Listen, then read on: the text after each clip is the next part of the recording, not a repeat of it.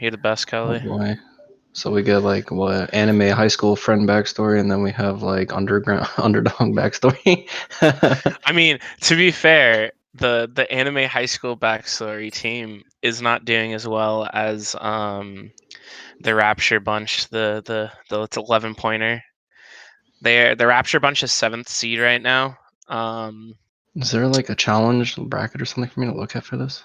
If you go to schedule, it'll show the rankings after week 3's completion, and it'll show the teams in like their actual ranks, the number of matches they've won, the number of games they've won. Like Team Solo Bolo is number 1 in the league because they have won every single game that they've played. Savages. Right, and then as you see at the bottom, 16th seed, the six donkeys. They have the actual UF support, by the way. It's just he counts as 3 donkeys. Alright, so which one are these two teams? Rapture Bunch and Spayc Ayds. Spicy. No, they spelled space differently. Spicy. Yeah. Spicy. Yeah, Kelly's gonna get us OPGGs so we can see like what they actually play. So we get to see the hate bands. Ooh. Yeah, dude, the hate bands. That's always when it gets spicy. Sorry about that. All these people got the same like tag. They look constructed. Looking mighty sweaty. built different almost. One would say.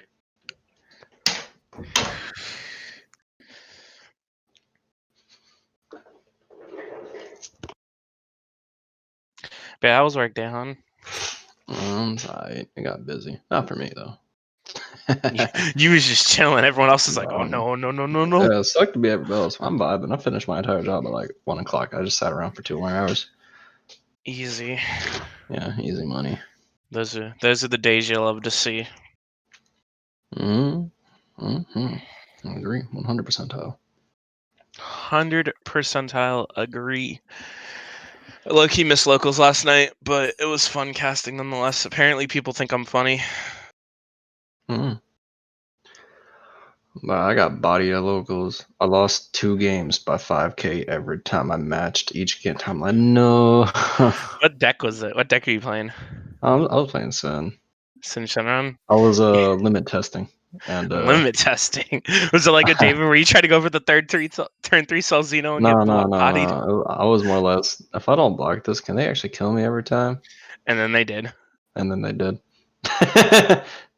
It was what you would call unfortunate. All right. Man, how they get the little dog in there? That's sweet. Just copy paste. No, choo-choo dog. Choo-choo dog. Right, he's just vibing like me. I don't do drugs, kids. Don't do drugs, kid. Just vibe. Pro Draft is live. First band coming out is Seraphine. I've seen a lot of Seraphine bands. Do you need the spectator link?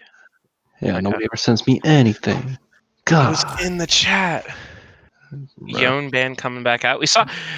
You would have enjoyed it yesterday, Dae Han. No more Yon band.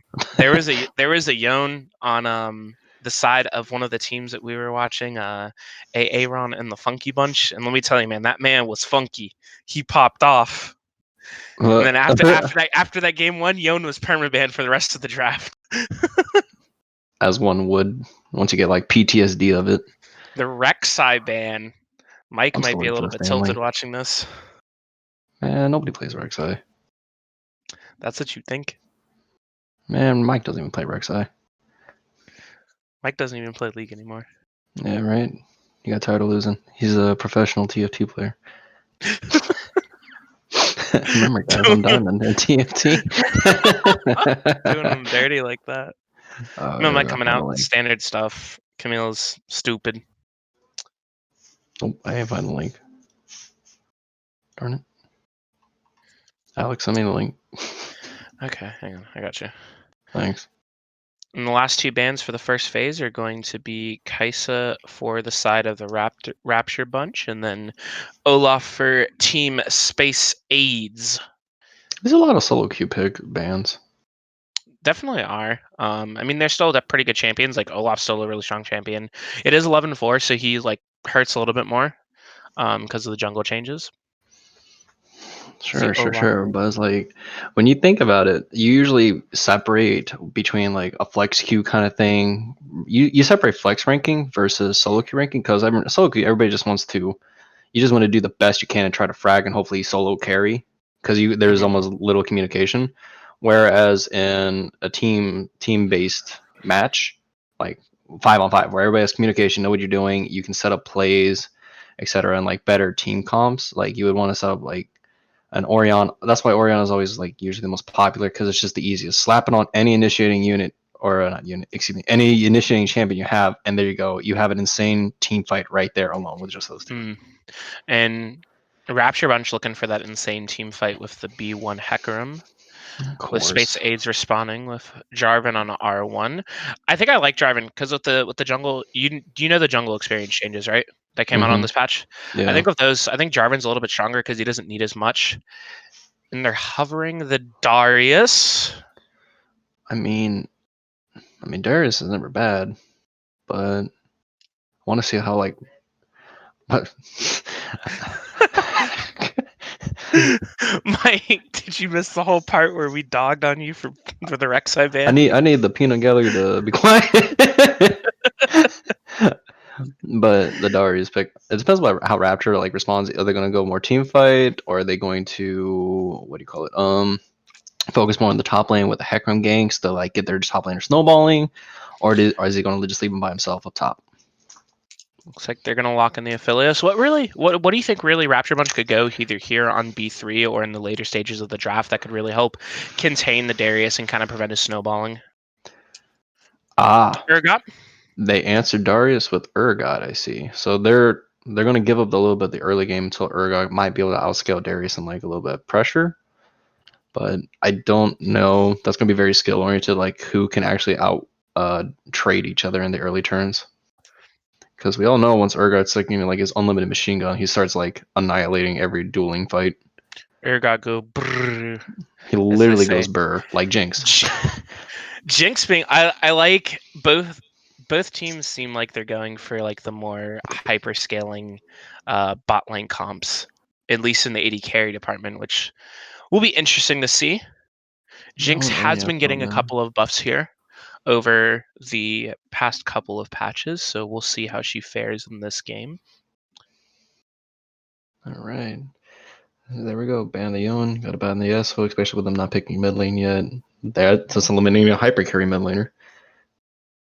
I think both teams should technically have enough CC to where like a resetting base champion like Katarina will pop into play. Yeah, I think Oh, so. Nautilus taking on CC the man. Dude, he just be coming in sometimes, you know. Sometimes that anchor just weighs him down on top of you. Mm-hmm. Rise, man. Rise hasn't been too popular as of recent, but I Actually, he's mean, been picking up a lot of steam. I've been noticing in like LCS more, there's been a lot more prioritizing on Rise. oh no, not And again. there were a couple of games last night too where Rise came in and he really like just popped off and became like the cornerstone of like the team's drafts. Like, Oh I think we god, might be getting into a Rise meta, not at least in the mid lane. again. That's never good. So it's good to see him banned away on the side of Team Spayc Ayds. I agree. It's like when Caston's insane, you know you're not gonna have a fun time. Which a lot of the big mana people kind of got hurt with like the item rework since Archangel no longer gives like what a 2,000 point shield. See That here, kind of that hurt. last ban on the side of Rapture Bunch is going to be Is that just a no Talon. ban? Oh, Actually, it's Talon. it's Talon. Oh, okay. Hmm.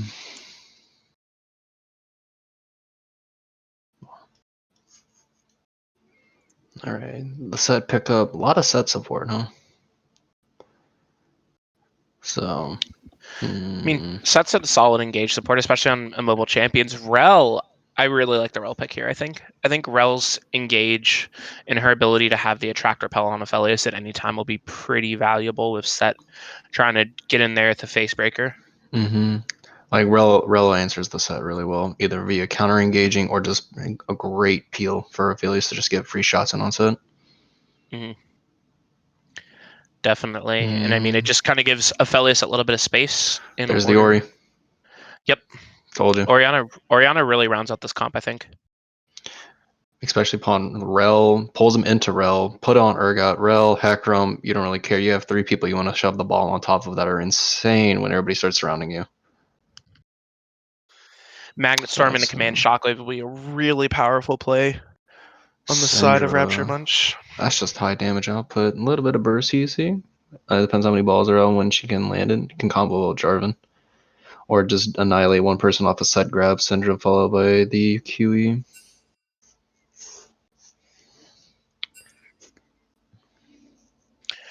Seems pretty good. It's going to be a Control Mage versus Control Mage matchup in the mid lane. I want to say Syndra should have priority, as she'll just have higher damage output in the earlier stages, where Orion will have more in a team fight situation.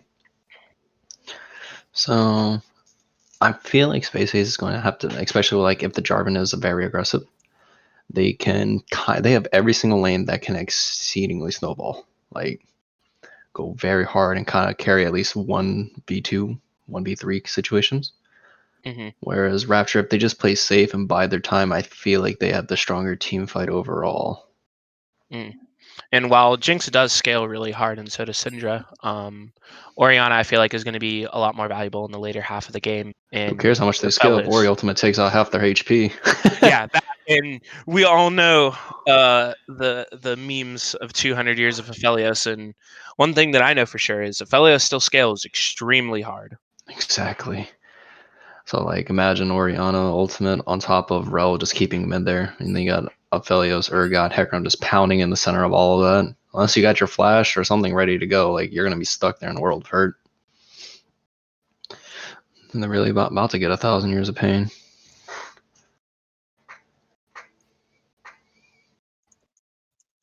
All right.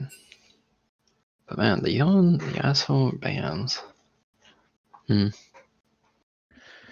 Honestly, I think they probably would have wanted the Yasuo over like a Syndra. But I guess they don't have AP, so they have to force the AP because of how easy it would be to stack armor. Mm-hmm. Yeah, if they win an all-day AD team comp, it'd be kind of a high-value game for plated steel caps. But then that would put on more pressure on the jungler to like have to get somebody rolling to where like they can win within a time frame where like stacking armor doesn't save them anymore. Mm-hmm. Who do we think won this draft? Just off of like face value. Ooh, that's a tough one, man. I think they're relatively even. I think depending on which team can get like the early advantages and early leads, it could go either way based off of draft line. Like we all know, Jinx is extremely scary when she gets fed, and her game stays accelerated. The same can be said for Aphelios. Darius can get extremely scary when fed, and he's kind of just an unstoppable force, especially once he gets a couple of core items going. Mm-hmm. But even so, it's coming. I honestly gonna think it's gonna come down to like the jungle pressure. Obviously, if somebody just messes up and they get their lane snowballed by themselves by losing trades, I can't really predict that. I feel like it's a lot of pressure on Spayc Ayds jungler for the Jarvan by AYD Umbral. So I think he has to get the lane snowballing and keep that ball rolling. Otherwise, if Rapture can just sit back, I feel like they have the stronger team fight overall if executed correctly. I definitely agree with you in that Spayc Ayds definitely has to be the proactive team here. They have to be the one that's trying to get in and make the plays, which is why I think picks like Jarvan and Set are really good, especially the Set support. Because I mean, Set kind of just his whole shtick is just flash on the 80 carry level 1 of Facebreaker and try to burn their flash, and then he still has Hex Flash for future plays. Mm-hmm. Between Darius, Set, and Jarvan, you just got 3 people that are trying to run in there and push for something to happen. And so, it'll be really interesting. They should actually have a lot of dragon pry over the Rapture Bunch's bot lane. As long as the Jinx positions well, I think Spayc Ayds should be able to like force dragons a lot more. Cause like Syndra should have mid prio most of the time unless something happens. Jinx will probably have more prio over Aphelios Rel, and then I mean Hecarim I think can outduel Jarvan, but just the prio of the lanes should let them get dragon. Dueling potential doesn't necessarily matter when it's not a straight 1v1, you know? Correct. Yeah. I'm telling you, I'm pretty sure Spayc Ayds wants to try to win this between that 30-minute mark. And then after we get to like the 35-40, it's going to start slowly falling to Rapture, depending on how many objectives Spayc Ayds was able to accomplish within that time frame. Definitely. Right. So, how'd everybody's dinner go? Pretty good. We got some Chick-fil-A. Took a page out of Devin Butterworth's book. Looking like Devin. Living like Devin. I had to make the stupid amount of pasta again for other Alex. Wait, why'd you have to make a stupid amount of pasta? I always have to do that. It's like 2.5 pounds of spaghetti, and then it's like an entire log of ground beef. But why though? Because he likes to save it. I mean, It's like I meal guess. prepping for the entire week of spaghetti.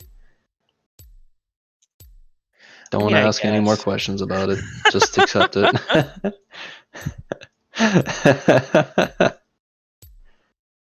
Man. Right.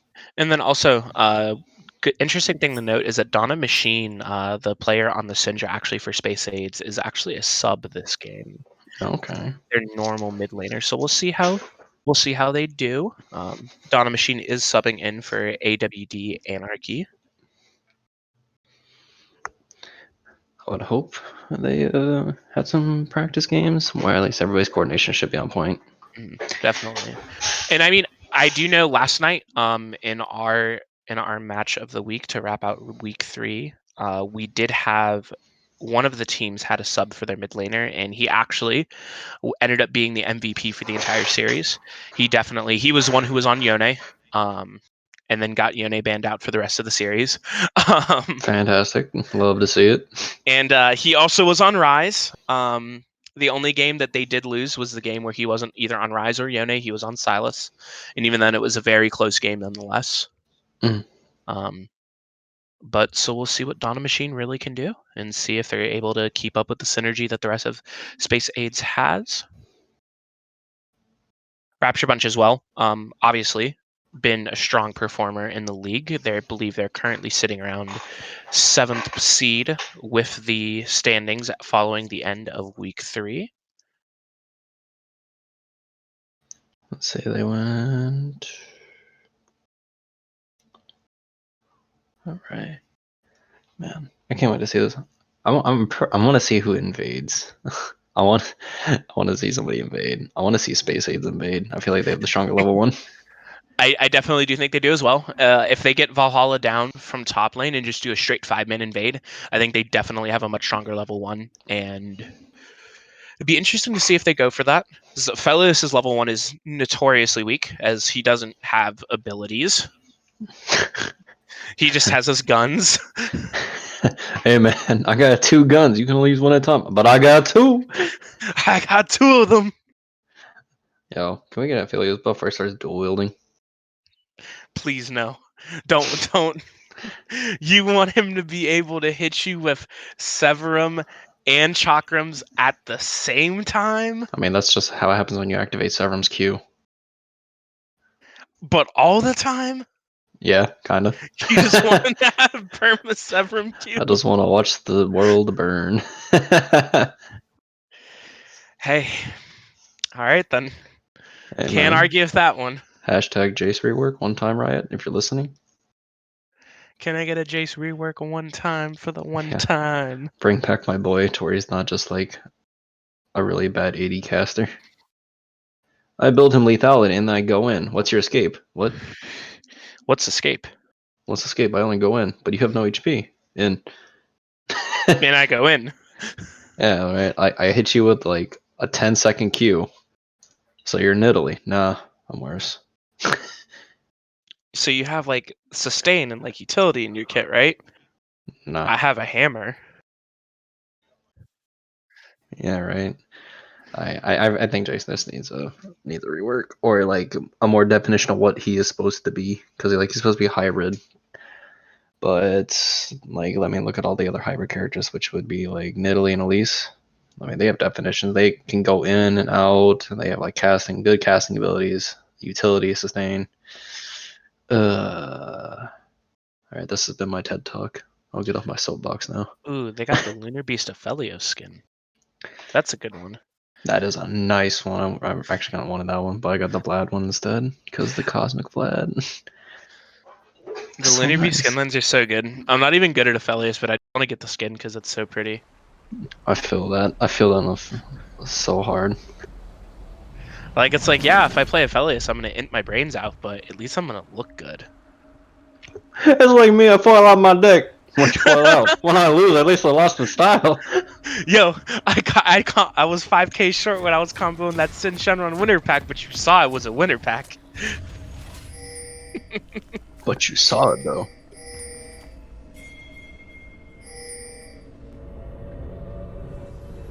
Let's see Can I here. play invade one time? Doesn't really look like they'll be going for the invade. Darius heading straight up to the top lane. They're just guarding. Ugh. Dae Han's bloodthirsty for that action. Look, man, that's how you start off a game right. If you're gonna play aggressive, you just gotta get it. Start from the gut. You gotta send a message of what you're here to do. You know. Here, Hecarim chilling in the river brush. So we got Hecarim starting blue side. So we're gonna see like full topside clear for early level 3 gang on Darius. Could we get spicy like that? Try to set him back, or give him a double kill, whichever comes first. Not too sure about that one. I don't think Wouldn't be Urgot the... has enough power level like 2 to be able to do that. No, not Maybe really. maybe if they time Urgot's what you call it, his disdain, if they target that time or that right and Hecarim comes, charging in, knocks him even further back, that should give them enough time to actually like whittle down Darius, and he's not gonna be able to heal that much from them. Not And in the Darius early doesn't game, have at least. Ghost, so he would just be one flash, and they would also be able to run him down via that too. It could be something unlikely, but something nonetheless. And bot lane for the side of the Rapture Bunch going ahead and get into the lane first. Like them showing like that. You don't get anything by showing that. You just gave away free information. I mean, they could have pulled the wave and put it in like an unfavorable lane state where it's possible that the bot lane for Spayc Ayds could have lost maybe one minion of XP, but they didn't even necessarily elect for that. Yeah, and you saw that A&T Instinct was able to actually catch that on top of A&T Stratos, picking up with his little Buddha loop with the relic. And that Lunar Beast skin is really nice. Dang. Right? It's so good. It's so clean. Let's hopefully his plays are as clean. Oh, they got the early level 2! Coming in. Flash comes out. Facebreaker from Set. Attract Repel onto the Rel, and Set will flash out as well. That is both flashes out of the bot lane of Spayc Ayds on them not respecting the level 2 from the side of the Rapture Bunch. I don't know if they were just like asleep right there or whatnot. Like, you're watching, you know how many minions have cleared. 2 melees and 1 caster wave. They're gone. That means level 2 bot lane constantly. You gotta pull back. If you know you can't match it there, you gotta just pull back, and you gotta like lose the trade out a little bit until you go back on, or you jungle resets your pressure. Exactly. And I mean, they're healing up a little bit. Set's regen is pretty good, but they do have those critical summoner spells down. And the only thing that was used out of the side of the Rapture Bunch is the Ignite on Rel. Noticing now, you see Syndra teleporting back to mid lane. Had to go back, ran out of mana. I mean, I like that. I think Syndra is a champion that does well with a lot of eco recalls. There's a little bit of a trade. A little frisky up in the top lane though. You saw a little disdain, a little harassment onto the Darius. Not gonna just let him walk all over him. Yeah, and I think that was actually a good trade for Ariox, but he's looking a little bit down, about 8 CS down there in the top lane. Kind of expected though against a Darius, you got to concede a little bit of early farm.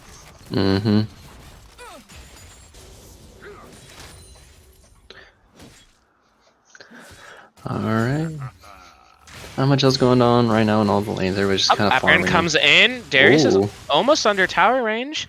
Getting a good amount of damage go. down on him, and he's just gonna walk away from that one. One or He two tower didn't shots win respect you the the thing. disdain. I mean, that's one of those things kind of like Xerath, where it's kind of got that like extra little gotcha range, and we see a gank coming in on mid lane.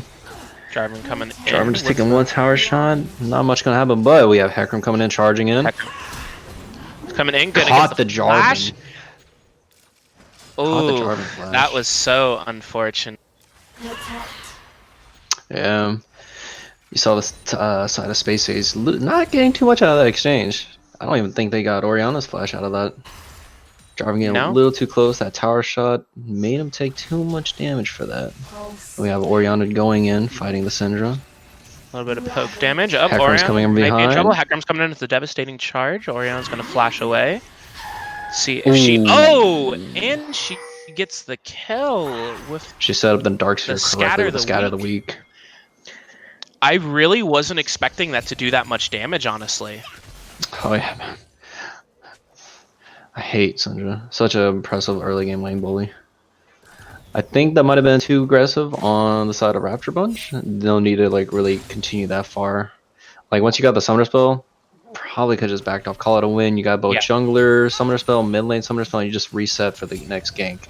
Considering how Orianna did miss her command dissonance onto the Syndra, that was a lot of damage left on the table. Yeah, exactly.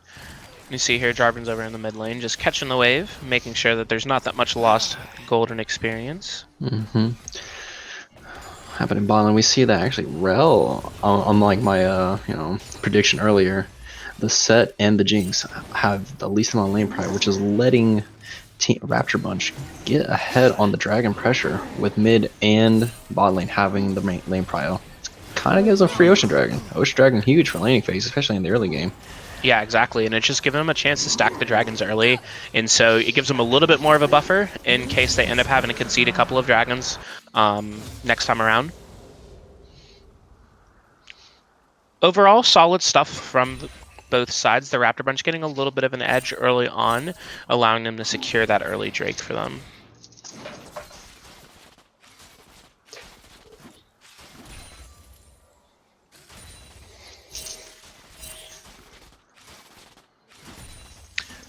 Elio's getting the reset as well. Getting his noon quiver, getting a little bit more AD and attack speed going. Alright, I'm about to see the bot lane for Team Spayc Ayds reset now with shoving in the tower. Yep, and Elios is still able, even after all that, leaving for just we got a scuffle on the top side. The Purge is going. Darius is going to grab him with the Apprehend and then use that as a chance to disengage. Wow. It's not looking like Darius can win any of these trades right now. He just saves the disdain for the Q, so Darius can no longer heal and get that most important stack of his passive of hemorrhage on him.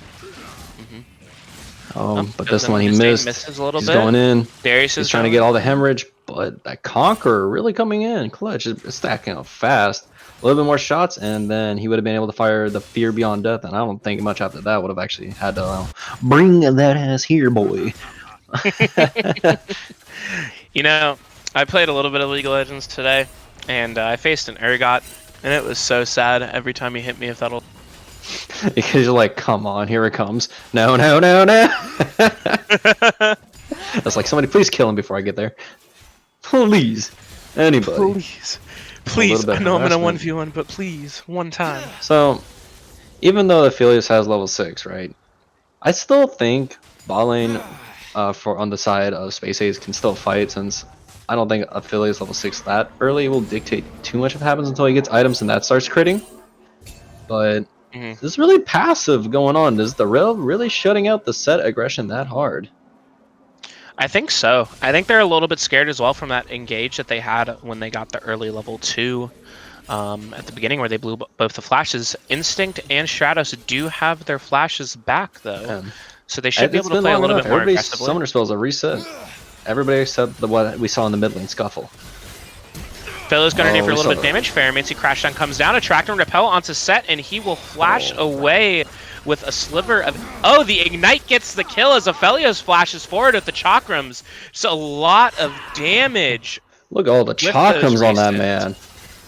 That man's That's just- spinning. He's a Beyblade out here.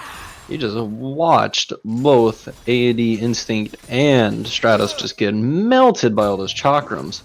I So really that whole thought... 1,000 years of pain, huh? I really thought that Stratos was out of there, honestly. Because, I Nah, mean, he there's flashed Ignite away. stuck on him. I didn't see the Ignite ticking on him. He could have used... There's just so much damage coming from the power of Hecarim right now in the early game. Even with the command shockwave missing on the Syndra for a Dawn Machine, it's still, they were just able to run her down. Hecarim really showing his stuff in the early game right now. Yeah, and the command and the devastating charge paired with the ghost from Hecarim also just gives him so much extra damage and movement speed to stick onto those targets. Right now, even though like Spayc Ayds was supposed to have a more snowbally team, it's kind of going in the favor of I'm sorry, I can't remember the name right now. Rapture Bunch. Yeah. A little bit of trade going on the top 3K lane. gold lead right now. Up, full stacks comes out. Jarvan's comes in with the EQ. Darius is gonna dunk him with the Noxian Guillotine and get himself on the map. That was the first successful game for A&D Umbral. He's been kind of getting pushed out by overpowered draft or overpowered fruit. Excuse me. So an overpowered draft. Yeah, the. I'm about to say this man about to be drifting. Start putting on the meme music. Give me the Euro beat. Yeah. And we have, they're gonna take this time while having Ferryman's Crasher comes down, Magnet Storm comes down, Moonlight Vigil comes damage, Jinx is trying to limp away. Root from the Gravitum comes out as Zigazagu makes himself 2-0 with the Kraken Slayer competed. Up, Overpowered Fruits on a rampage, gets the double kill only to be shut down by the Syndra. Ooh, Shockwave coming up from the Orianna. Syndra flashes committing over the wall. Oh no, he's got the, he's gonna get got. Oh, the Scatter to the Weak misses. Fear beyond death. Oh, got it. Oh, I hate that ultimate. I think it's safe to say this game is turning out to be a little bit of a fiesta. It's starting to, but the bot lane on the side of Team Rapture Bunch is really just lighting with all these free dragons now.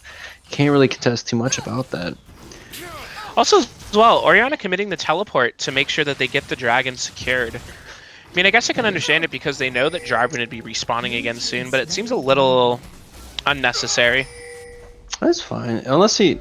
Hey man, at least you use it now. Otherwise, you just sit on it all game, because I don't know. I've been in situations where like you just have a top laner like, why'd you take teleport? You haven't used it once, but just in case, right? Yeah. I don't dislike making sure you get a game lasting bonus secured. One thing that's a little unfortunate is even though Overpowered Fruit did get the double kill at the Herald pit, Valhalla was still able to secure the Herald. I think that's a fine trade, but obviously you want both. Apprehend from the Darius as he's kind of just trying to bounce around and regen his HP back up, even with Overpowered Fruit coming in. Ooh. Up, Darius is just going to flash the Onslaught of Shadows, get knocked back up by the Devastating Charge. It's a well-timed flash there by Valhalla. Forever. Oh, A&D Umbral, think about doing something. Magic Cutaway, they're definitely looking for the dive. Jarvan EQ comes out, and the Fear Beyond Death. The Fear Beyond Death from downtown. Oh, Dawn Machine's coming in to pick up a nice double kill. Out with the Unleashed Power, but Jarvan comes back in. The Shockwave from the Orianna. It's massive. Oh, what a follow. What looked like an easy double kill for Dawn of Madness just made them get double killed instead. Man, how the turntables turn. And it looks like they're just going to beat on this tower and try to press for first turret. So, this is not looking good for the team of Spayc Ayds right now. Team Rapture is winning on all fronts, objectives and lanes. It's going to take either they're going to have to catch somebody out terribly hard, or they're just going to have to like I think it's gonna have to come down. They're gonna have to pick somebody because I still think Team Rapture Bunch has the better team fight overall, and like just a straight stare down and 5v5 mid lane style. Mm-hmm. And I mean that's just been demonstrated here throughout the early game. Like they're repeatedly coming out on top in these team fights as Ophelia a little bit of damage, but just gonna walk that out, chug some potions.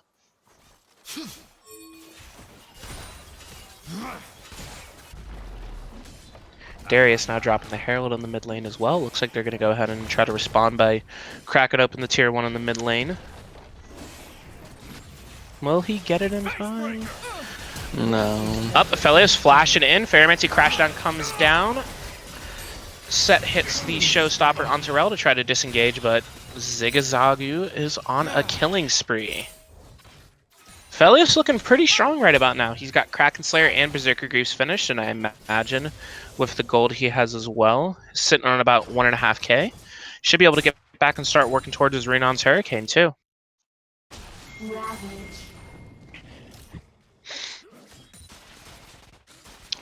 Man, you got Team Rapture Bunch, which is almost a with an 8k gold lead. That's rough. And now we have Ariox just taking the jungle from A&D Umbral. Up, he's gonna go in at the Disdain and the Purge, kind of just be like, hey, don't take my red buff. It's my red buff, Jarvan. But that was his red buff. Nope, not anymore. Up, Rel getting apprehended. Gonna go ahead and bounce away with the crash down. Team Rapture Bunch is already starting to look like trying to get that mid stare down going right now, trying to really flex their team fighting potential. I mean, they've been showing it already. Like they've been coming out on these fights. The rotations from Orianna's been really nice. Hackerum's been positioning really well for ganks as well. Ariox has been going in nicely with the Fear Beyond Death, and he went pretty toe-to-toe against the Darius, coming out on top after the laning phase was over. So the only thing I'm afraid of is if Team Rapture Bunch gets a little too, overzealous over their head, start tower diving, like they have overpowered fruit just running there with Orianna, and like something gets messed up where they only clip one person with a command shockwave and say that would be the set, and they just get aced in some way, shape, or form. Like that's the opening that Spayc Ayds needs to come back from. Like close out their gold lead or get somebody start rolling. Exactly, and I mean Jinx can definitely come back. She already has her Kraken Slayer, working on the Renon's Hurricane right now, a little bit behind in gold compared to the Ophelia. She doesn't have any boots at all, but I know all too well how good Jinx can come back. As Rapture Bunch though is playing the safe right now. They're just trying to get all the objectives, waiting for the Infernal Dragon to respawn, trying to get 3 dragons, trying to go for that quick soul, and it's Infernal too. Yep, and it's just putting Spayc Ayds between a rock and a hard place. They got to try to get back into this game somehow, but they also are going to have to contest every single dragon after this, no matter how much gold they're down, unless they just want to give away the soul. A little bit of action going on. They're trying to pick out Orianna. Man, Shockwave hits Cinder, but it might not be enough. Oh, well, TP coming down. Ooh. Up, Urgot might be coming in trying to clean it up, but he's caught in a 1v3, dropping down the Purge. Flashes into the Jarvan. Scatter the Weak stuns him up, and Darius gets a nice 600 gold bounty. Darius wisely taking that. He kind of took one for the team there. Ran in front of the Jarvan so he didn't have to eat the Urgot ultimate anymore. That was a relatively okay exchange. Getting the shutdown gold does help Team Spayc Ayds a lot, but they're also losing a mid tower for that whole exchange. And for a 1-for-2 or 2-for-1, excuse me. A lot of summoners though using that fight, and then we have he wasn't able to save the turret in time. And you hate to see it. Just barely short. It's okay though. Turret count is 4 for the side of Rapture Bunch versus 2 for Team Spayc Ayds. Rapture Bunch now just aggressive, going to take the Rift Child without the jungler letting him farm up. See here, it looks like they might have sniffed it out a little bit. They were sitting on a ward in the pit. See here, Valhalla coming in. TP coming out from Dawn and Machine. See here, they're going to go and kite back a little bit, kind of just disengage off of the Rift Herald. Looks like they might go for a fight. Same. You know what? Ariox, Thanks for the leash, man. right? Ariox and overpowered drift kind of getting a little too comfy there. Like they didn't rotate it fast enough with their bot lane just starting Rift Herald. Like that kind of gave them a free objective.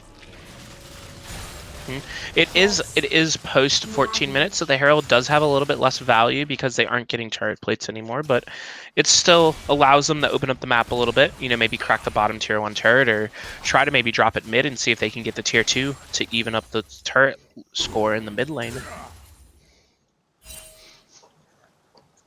Oh.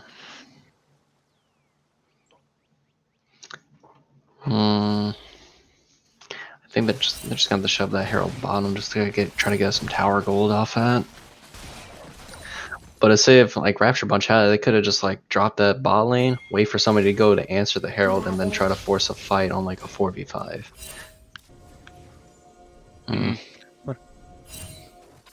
I wanna. It's not the biggest drop, but it's kind of like wasted potential. Definitely. Catch my overpowered drift. Yeah. Wait, there's overpowered fruit. No, I messed up twice. Man, you gotta stop taking these L's, Dae Han. Bro, that's all I do on this stream, man. Bro, we need to change your name to Luigi.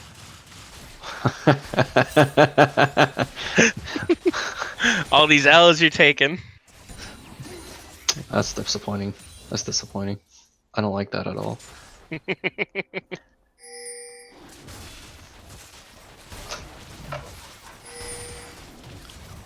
Man, that is interesting. Rel does have the Locket of the Iron Solari completed, but Set is still... He's a little bit behind. He still doesn't have his mythic item of choice completed yet. Looks like he is also going for the Locket. With the Kindle Gem and the Null Magic Mantle and the Cloth Armor building towards the Aegis of the Legion.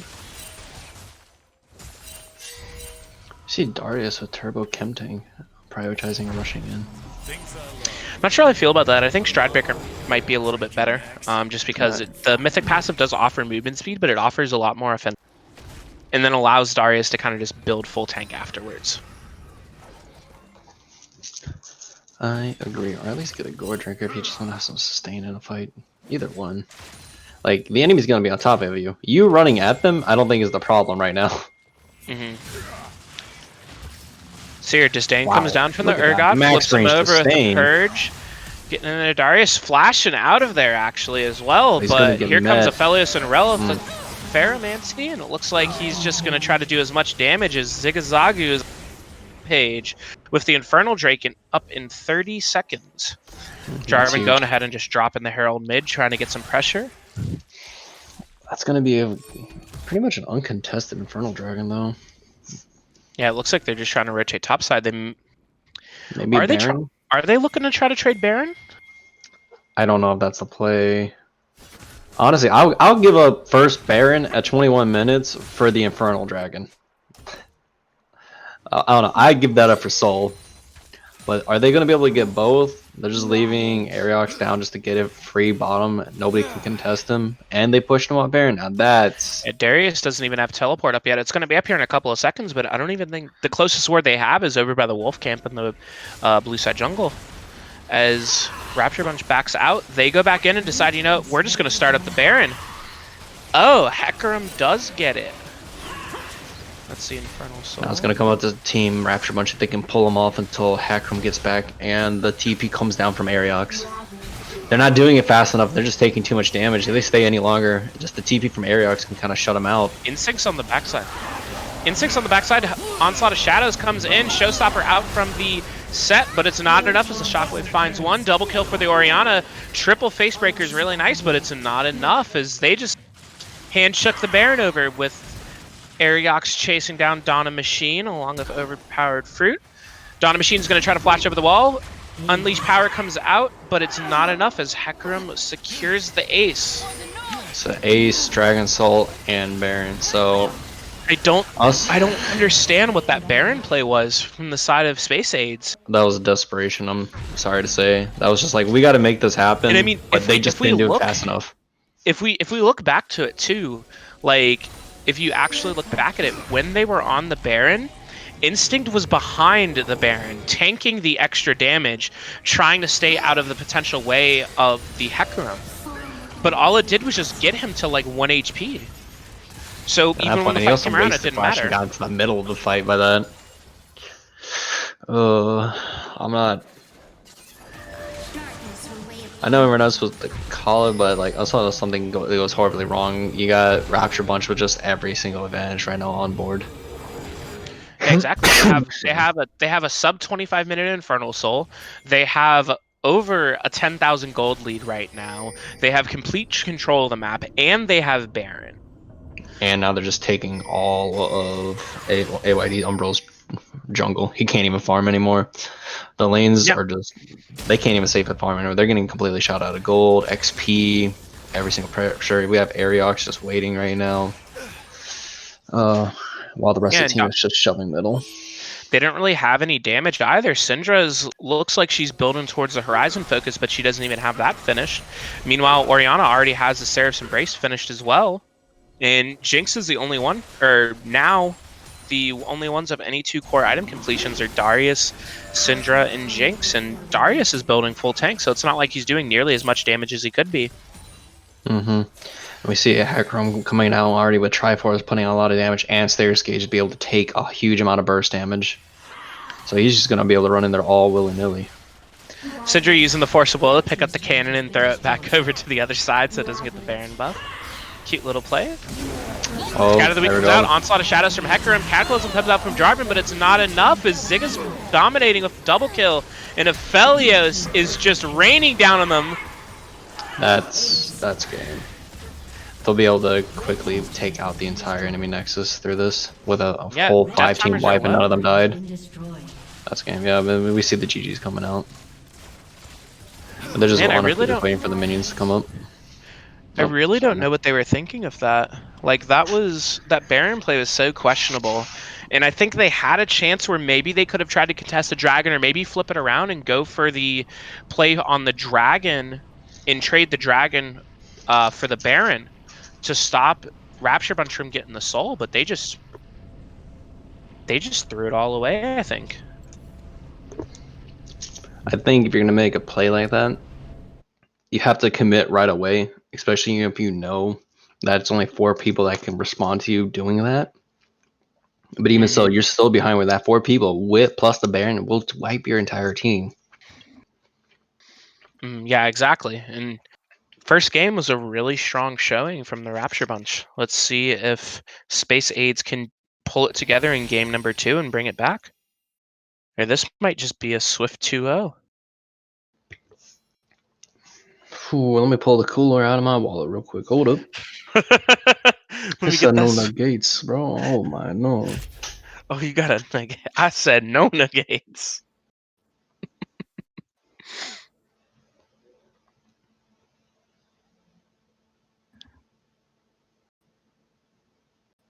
That was a fast game as well. That was what?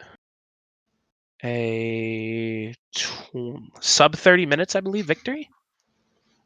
I was saying that's what Spayc Ayds had to give us a sub 30-minute game. Oh man. Bro, you're cursed. More L's for me. Well, that wasn't an L. You weren't calling it. You were saying that that's what they needed to play towards, but you weren't calling it. I guess. I just want I'll save you from that L. I just need Mike to put like a little tally marker thing of what like L's Dae Han takes. Just put a little ding noise every time one's up. Ding. Hey, no, it's not that many. Relax. At least not in one sitting. Okay. Goodness gracious. Yo, relax, Mike. It was a joke. We have the technology. I'm just gonna just gonna be a random ding that pops up now. I'm gonna hate every single second of it. So we're like, there's no way they ban Poppy. Bans Poppy. Ding. So they're gonna ban the Yone? I don't think they bans it. Ding. So if they ban the Yone, that means they also have to ban Yasuo because they're one of the same people. Ding. Get me out. Go next. GG. Right. Go next. So, looking back on that gameplay, do you think Spayc Ayds is just going to either one redo their entire team, or are they going to start hate banning what they just lost to? I think the Hecarim ban I think banning Hecarim might be a good idea because Hecarim's still showing that he does have a lot of staying power. The jungle nerfs to junglers like him that like the power farm and just kind of just keep getting the golden experience from the jungle camps. I wouldn't hate that. I do want to see their bot lane, however, if they see an early Aphelios locked in like that. I want to see them go for a more aggressive early game team or early game bot lane that can punish Aphelios. So what are we talking like are we talking like a mage type, or are you talking about like this Leona? I'm going in. I could see a mage type.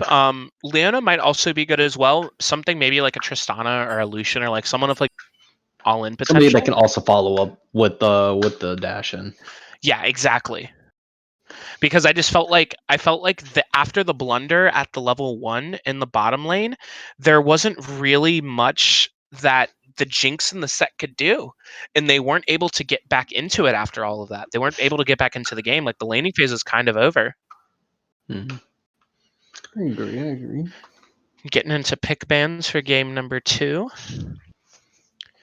Rek'Sai and Yone coming out from the side of Spayc Ayds. Same bands. Rapture Bunch. Wonder if They're just gonna keep it the same. see our Camille ban comes out. Yeah, There's the Hecarim ban. Oh, I like the Hecarim ban. I agree.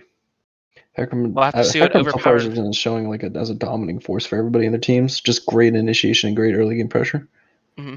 Well, let's see what Rapture Bunch responds with in terms of their jungle pick for overpowered fruit. What if he takes the Jarvan? We'll see.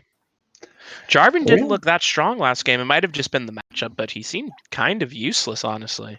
But hey, if we get an Oriana though, again from Rapture Bunch, if they just lock in immediately like Oriana or Rapture or Spayc Ayds is on the left. Spayc Ayds with the blind Jinx. I don't like that at all. I Jinx did not look good agree. last game.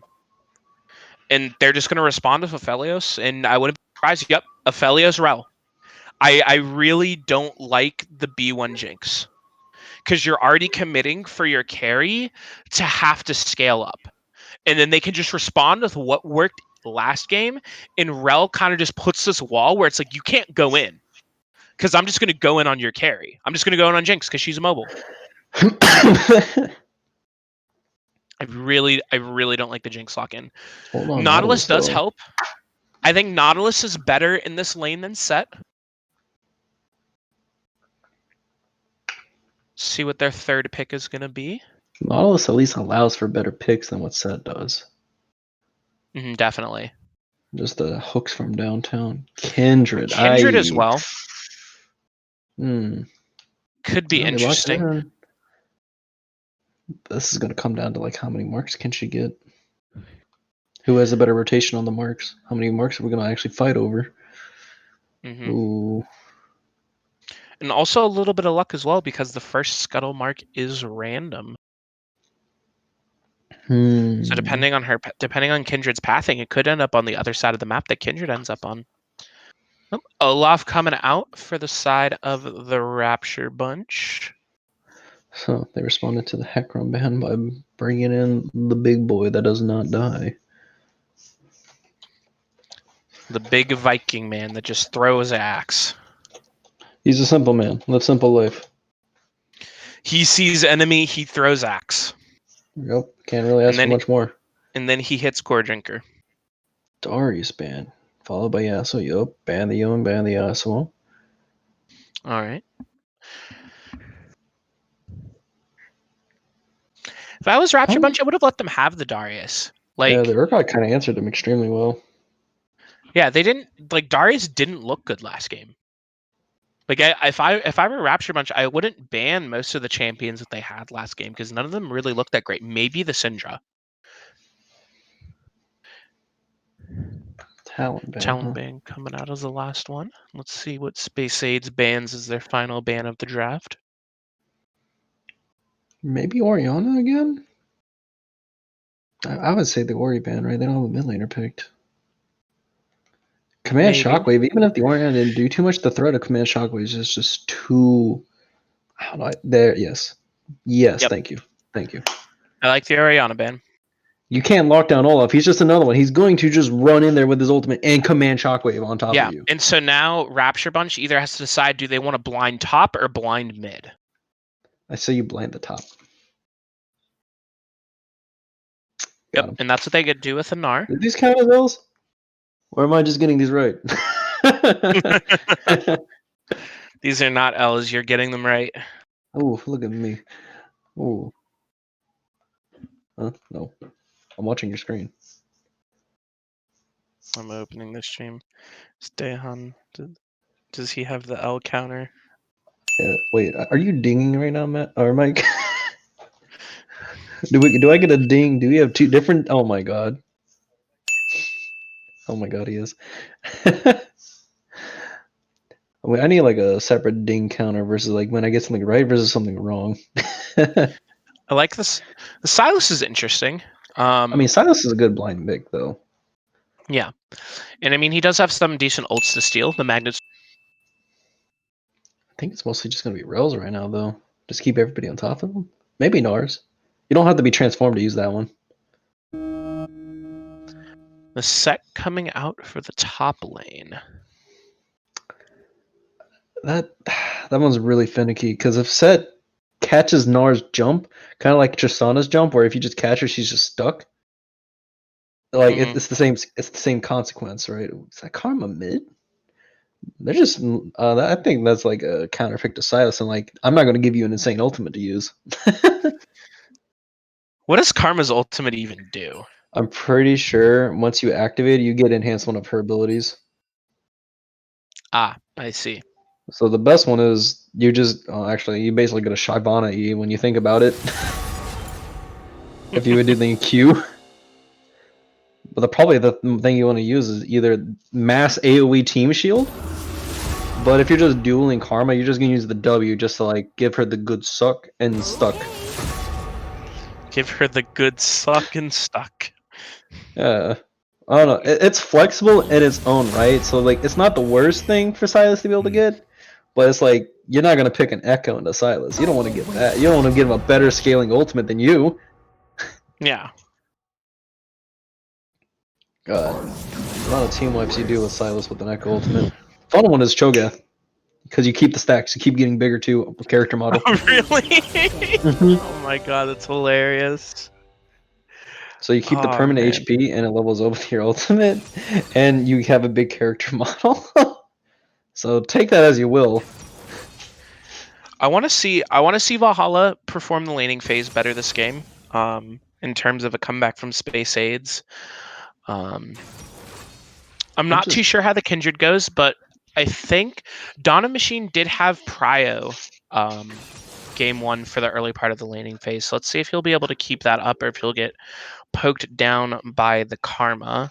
Because I think early priority from the solo laners is going to be very important if the first mark for Kindred does end up being on the top side, and that's the side that Kindred's pathing towards, because they'll want to make sure that Kindred's able to get those early marks so he can start scaling up. I'm just so mad. I looked at the stream. He actually put a Dae Han L counter on there and a very bad photo of me. Yeah, dude. I'm so mad. I'm heated. I hate you, Mike. You come back to Lane, I'm beating you with a meta deck into the ground, my guy. I'm gonna make you quit every card game.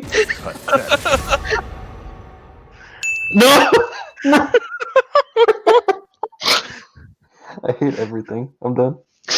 I'll see you later. Ding! This is a tragedy. This is top 10 anime betrayals. I thought these were my friends. Why? Please, and now you're putting in the group chat. Oh no, we're done.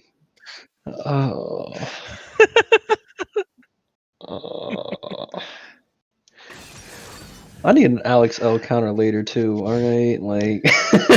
Hold on. I can't be the only one that takes L's out here. I don't get L's in this. I get L's in card games. God, why is it just me? So what else do you think Spayc Ayds could do differently with this game, with the draft that they have, to try to edge out a win and take it to game 3? So So I think honestly you should be focusing either on the bot lane or the Silas. You just kind of let top lane be here because there's not Gnar is so hard to gank, especially with Kindred. Like you need set to hit that the stun. Otherwise, you have nothing that goes on top lane because Gnar just runs away with his jump. Hmm. I think it's going to come down to like there's going to be a lot of Kindred Mark fights, and that's where they're looking for something. Like they're looking to get a lead on either Kindred just getting her mark or Kindred getting mark plus kill or just double kill somebody and hopefully in their favor, right? But Hmm. I really want to mm, see Instinct and Stratos play the level 1 a little bit better this game and not fall into the same trap. Because especially if Kindred does start bot side and Olaf doesn't, which that would mean that Aphelios and Rel will have the lane again. I really don't want to see them fall victim to the same strategy of last game where they get the level 2 first, Rel comes in with the crash down Pheromancy, and then they just immediately lose both flashes level 1 like that. right, and now you're just playing from behind constantly because you're at half health, and now they just have lane prio constantly, which again will let Team Rapture Bunch be able to. I mean, they also have Olaf now. That if they got early dragons before, they're going to get it definitely with an Olaf. Hmm. So and Kindred can't out bully an Olaf in his jungle. So unless there's good rotations, like Olaf should just have free reign of the jungle. So I'm very curious on the Kindred pick. Very curious. They let Olaf go through over that. They had first jungle pick, right? Over them. Yeah, they had first pick. They did B1 Jinx, which I But still no, but think was really bad. who Like fights over Jinx? I still really don't like the B1 Jinx. I agree. There's so many better things you could do. You could have like picked anybody like an initiator. Like you could have had a Malphite. Obviously, the Olaf is another strong one, but like you could have had Malphite. You could have just like took the Orianna from them. You could have I had mean, the insane team fight, right? yeah, it also could come down to champion pool. Maybe Umbral isn't as skilled on the Olaf as he is on the Kindred. Fair, But I fair, fair, fair. definitely think there were a lot better first picks than the Jinx into this comp. Because I mean, it's very obvious that if you go B1 Jinx, like R1 R2 Aphelios Rel is a no brainer because we saw what that did for the Rapture Bunch last game. Like it was just Correct. free bot lane. Mm-hmm. So interesting decisions. Let's just it's a bold move, Con. Let's see how it plays out.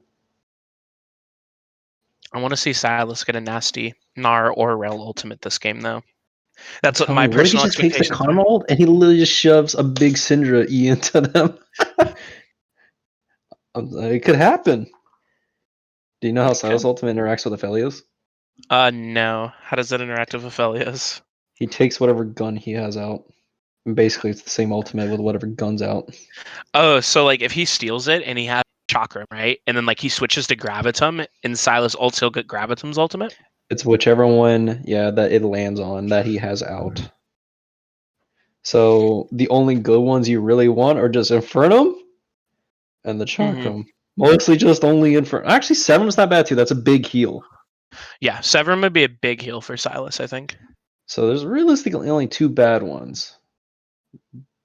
But it's still like if Aphelios is on it, he's just gonna give him Gravitum or I forget what the sniper's name is. Uh God, what is the God, it's gonna sniper's kill name? me. Calibrum. Calibrum. Thank Calibrum. you. But like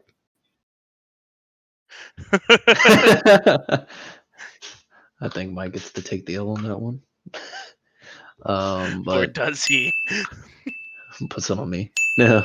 But yeah, it's like it's kind of finicky on taking that one. So you definitely just focus on Gnar, the Rel, and the Karma as your steals.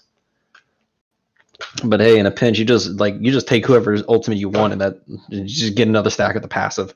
Whips and chains excite Silas. As many Patrice bursts you can get, you just whack that around. You want to be the Beyblade. Woo! All right. Can we get an invade with the Nautilus though? And Nautilus invade's insane. Man's got two forms of CC level 1.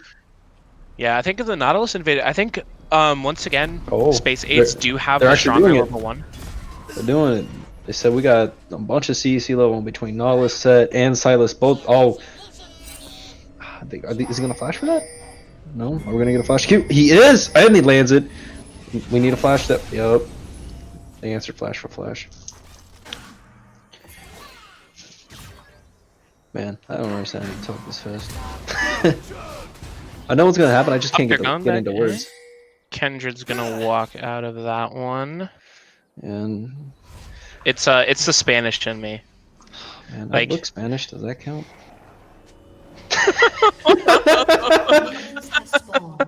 Oh man, that they just stopped the back on Umbral. Oh, that's huge. Oh god, he's not gonna be able to get a leash. Otherwise, or he's just gonna like annihilate AYD Valhalla's like lane time. Whoo! Kindred with no leash. Oh, unless we're going bottom side, and they start it for him, and he just walks up and lasses it. But overpowered Fruit starting red side. So he's gonna maybe try to prioritize bot lane. Excuse me, not bot lane, but bot lane Scuttle Crab. Bot side Scuttle Crab. And again, I don't necessarily like showing early, but granted, Team Spayc Ayds does have wards, so they will see where Olaf is at what point in time in his jungle.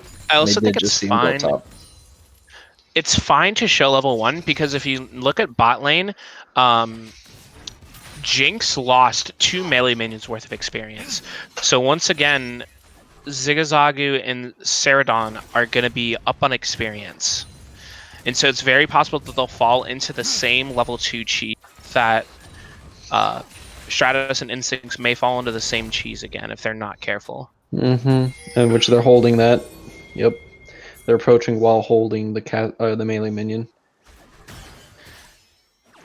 Alright, and we see a Instinct and rotation. Stratos did the smart thing of backing off. Oop, the Caliburn Q is going to catch out and spot Umbral.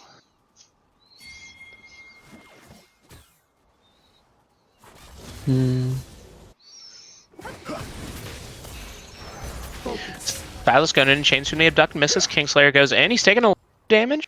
Getting rooted as he's going to back out and chug some of his corrupting potions. We see Overpower Fruit counter-jumping, taking the blue buff, assuming that Kindred actually got it, but we know Kindred did not get the blue buff. So right now, Man, Kindred's already down 2 camps. Kindred has done red buff, and that is it. Up, Olaf and Karma looking to get in here. Q lands the slow. Root's coming out. He's going to bounce away. Is that going to be enough, though? The axe comes down, and first blood to Olaf. Man, this is Jungle Kingdom right here.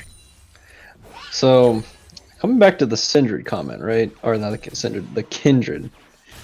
Oh, yeah. Now Kindred's down.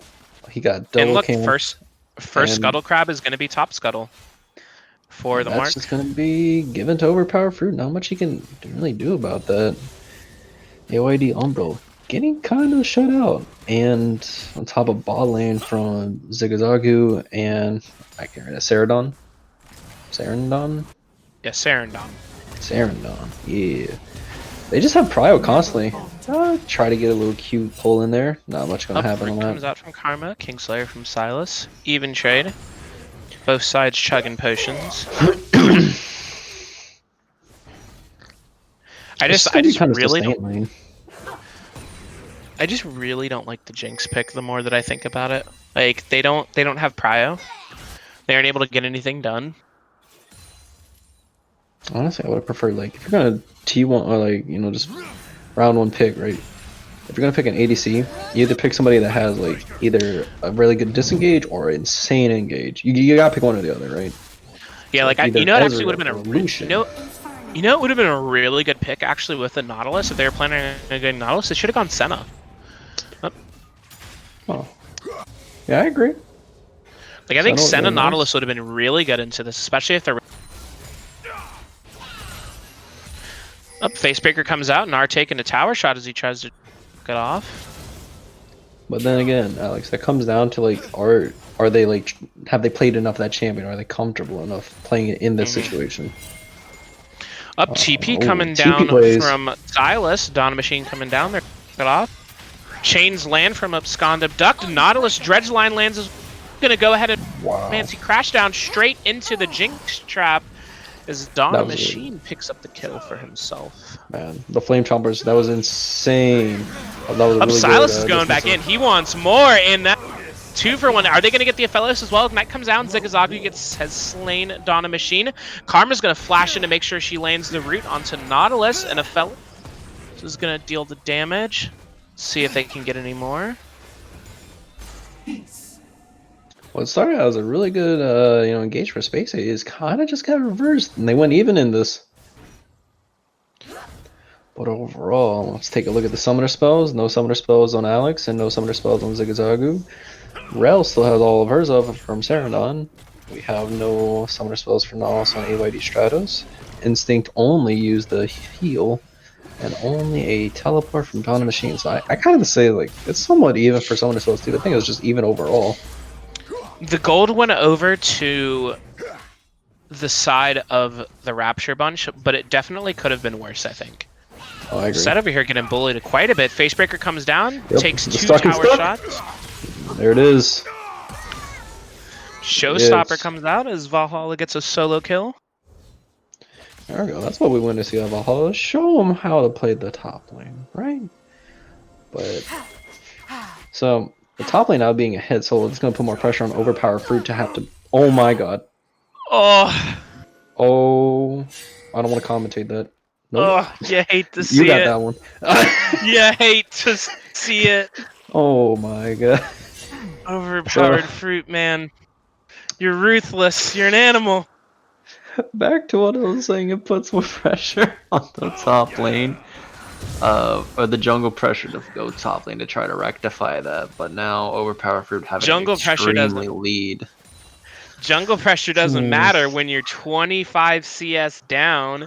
You are 2 levels down, and you just got one shot by a stray axe through the bush. And we're also seeing the ball lane power coming in handy again. I'm surprised the Rapture Bunch hasn't tried taking Dragon earlier than this, considering how far ahead that Overpowered Fruit is over Umbral.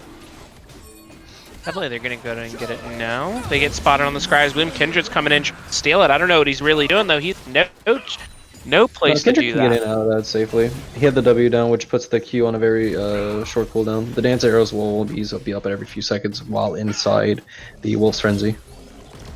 Gnar ultimate coming down, gets a stun onto Set, and he flashes away to avoid the lethal blow.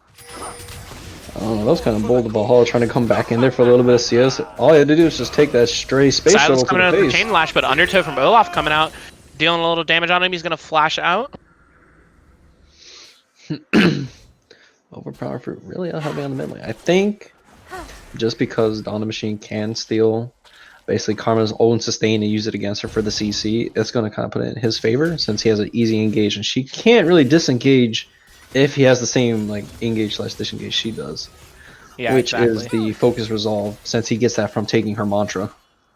And definitely Dawn Machine is doing a good job of pushing his lead, being the only one on Spayc Ayds with any form of lead at this point into the game. As Spayc Ayds is up about a solid, or Rapture Bunch is up actually about a solid 1,000 gold. Alright, so if I'm Overpower Free right now at this point, I just kind of hover around the top in the mid lane and just try to make sure my laners are able to farm with my pressure being a presence so my enemy doesn't engage upon them as much. Just try to keep them in focus, because you already know that Zigzagoon and Sarandon are they're just vibing in bot lane, just having a grand old time right now. Yeah, it's Lane Kingdom. I want to say Umbral has to make a play bot side to do something, right? But he's still trying to get level 6 right now. But I mean, he can't. Like, look at him. Like, he's almost dead. He only has the Berserker's Greaves. He's still 25 CS down on the Olaf. And there's not really much he can do. He's just got to farm it out. He's gonna have to hold out for the long game. Kindred has 0 marks, by the way. Umbral has not gotten a single mark yet this game.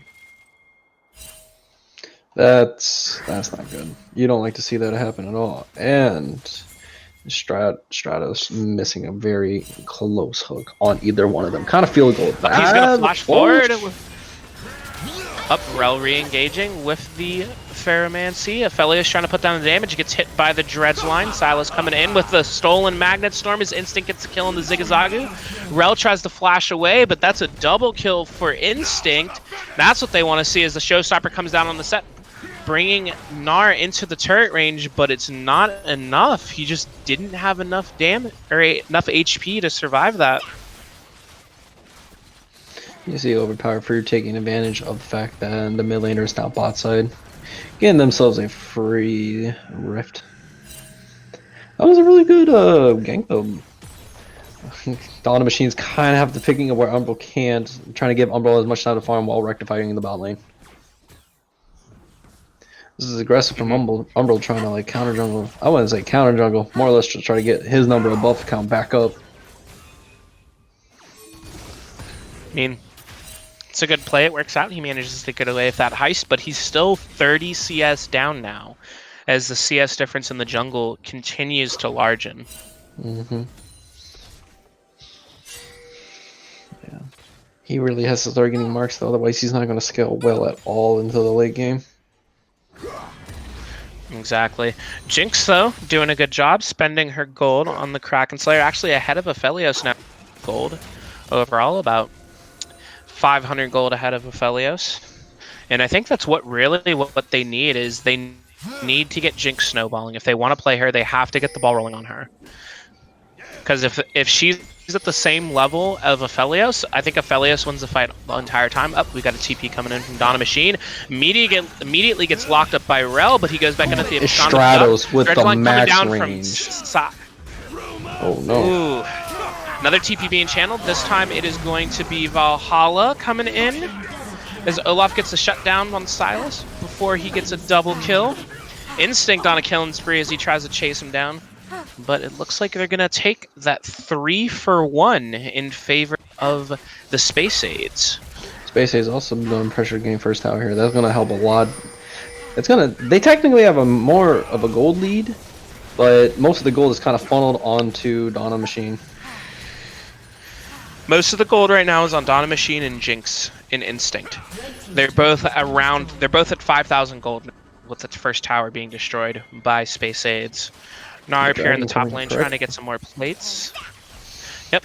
And it looks like they're going to go and claim the Cloud Drake for themselves. I'm calling out Mountain Dragon. Mountain Soul.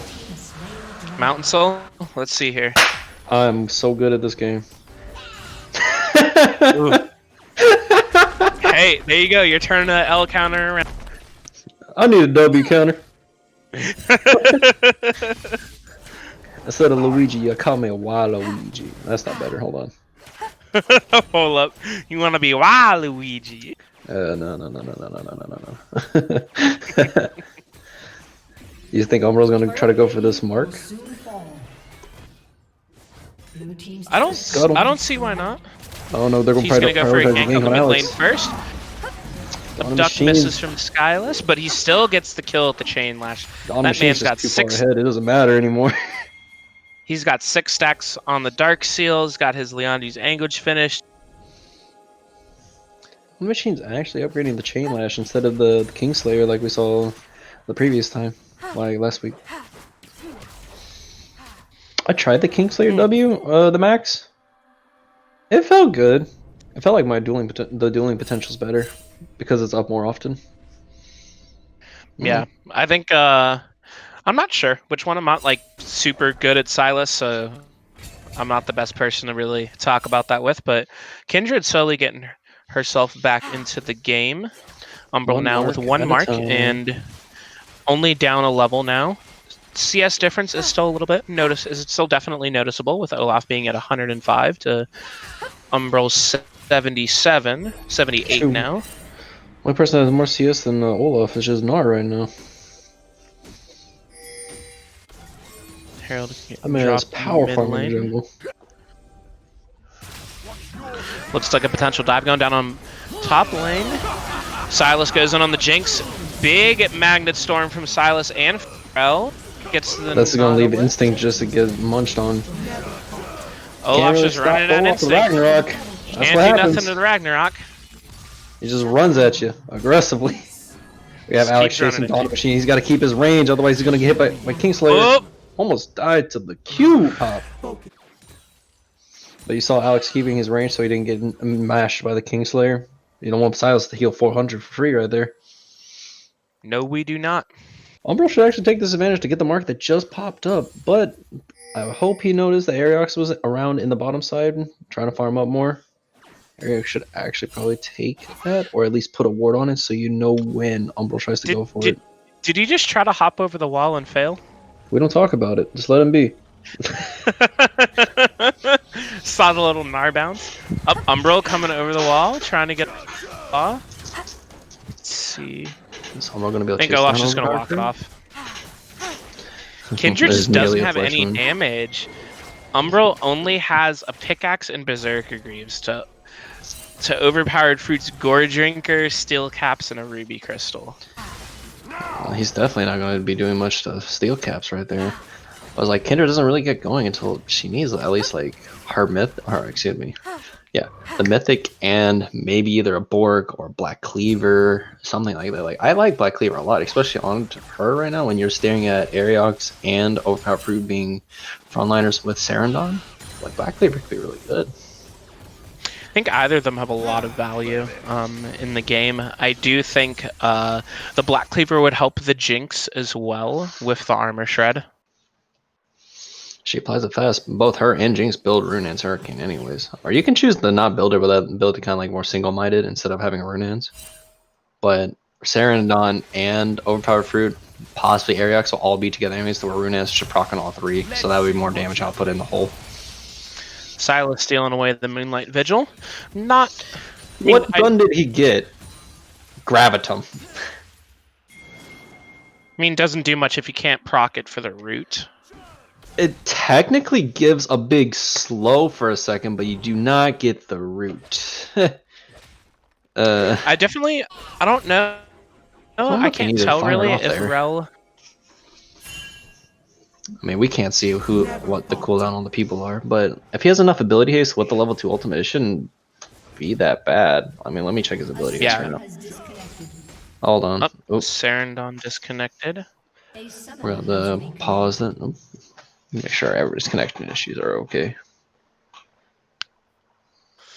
Rel disconnected. We'll see once they get back in. Yeah.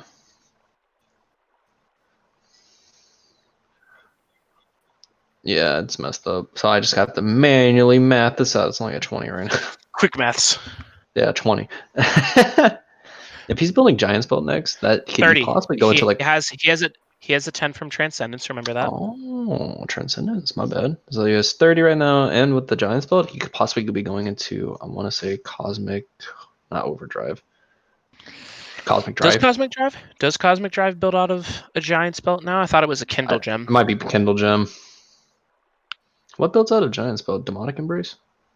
Demonic Embrace, yeah. That would be a good one. Just get the burn stacking. You get the burn, you get resistances, HP, AD, make yourself hard to kill, and chip away even better. I see this as an absolute win of an item. I see no downsides at all. So we see, we're getting the game going back into it now. Let's see here. Up. Dredgeline lands from Nautilus, gets the root down. Ariox gonna transform. Yep. Ariox transform, gets the Gnar ulti onto Instinct as well. Ragnar come down from Olaf, and where was the rest of their team? Well, you see their carry up in top lane right now pushing while Dragon's up. Unfortunate. Ariox does answer that, so he doesn't even get the tower. Wow. Team Rapture Bunch gets to get the dragon. Possibly for free, unless Umbral gets the Mad Steel. We can get a hop over with the Blast Man, then hop back over Q. But Valhalla going in by himself for little too soon. Don't really know what was going on there. That was also too soon. And to be fair, he doesn't have vision, so he took a guess on that one. He had to go for it. I mean, he could have given it up, but it was the send I think it's worth it. I think it's worth it at that point. Because the only thing other thing that might lose is just the Rift Herald for that dragon. I put a lot of value on dragon personally. I think the everlasting game bonuses are just too good. Granted, it is Mountain Dragon, which is kind of a weak one if you just give up one. But the resistance is still definitely help though. I agree. That's when you get a 4, obviously. Of any dragon is usually more absurd than anything known to mankind. But once you get that third dragon for mountain, that 18% actually adds up really fast. Like you'll notice a significant change. Ooh, man. So, Spayc Ayds was in the lead for a little bit, but Rapture Bunch is now starting to pull it back a little bit more better. Not more better. Olaf Let's just go with it. just now finishing his Sterix gauge. Karma in the mid lane has the Moonstone Renewer and the Ardent. Oh, she's going Not full opting support going for the Karma. Staff of Flowing Water second. I mean, with an Olaf and an Aphelios, I don't see why not. Like, you That's have your fair. damage right there. True. And that just means Aphelios she's did going to opt most for the likely shield for this Mantra game. ult or Mantra Inspire. Just give everybody a shield, give everybody the stats from Moonstone Renewer and Ardent Sensor. Oh man, more attack speed on both Aphelios and Olaf. That's not going to be fun for anybody on the enemy team. Not See at Aphelios all. opting for Immortal Shield though this time over, Kraken Slayer. I'm not sure how I feel about it. I do understand the idea of it because Silas is pretty scary and that little bit of extra lifeline shield will definitely help. But I do think Kraken Slayer would have been really nice here, especially into Stratos and Valhalla. Getting that little bit of extra true damage would definitely help quite a bit. I personally would have been more of a fan of Gale Force to try to get out of Valhalla's grasp and or Stratos. I think there could have been a lot of different mythic choices.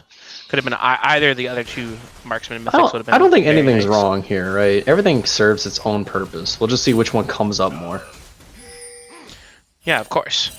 Jinx has also completed her Runon's Hurricane with the Kraken Slayer, so she does have a fair bit of damage on her.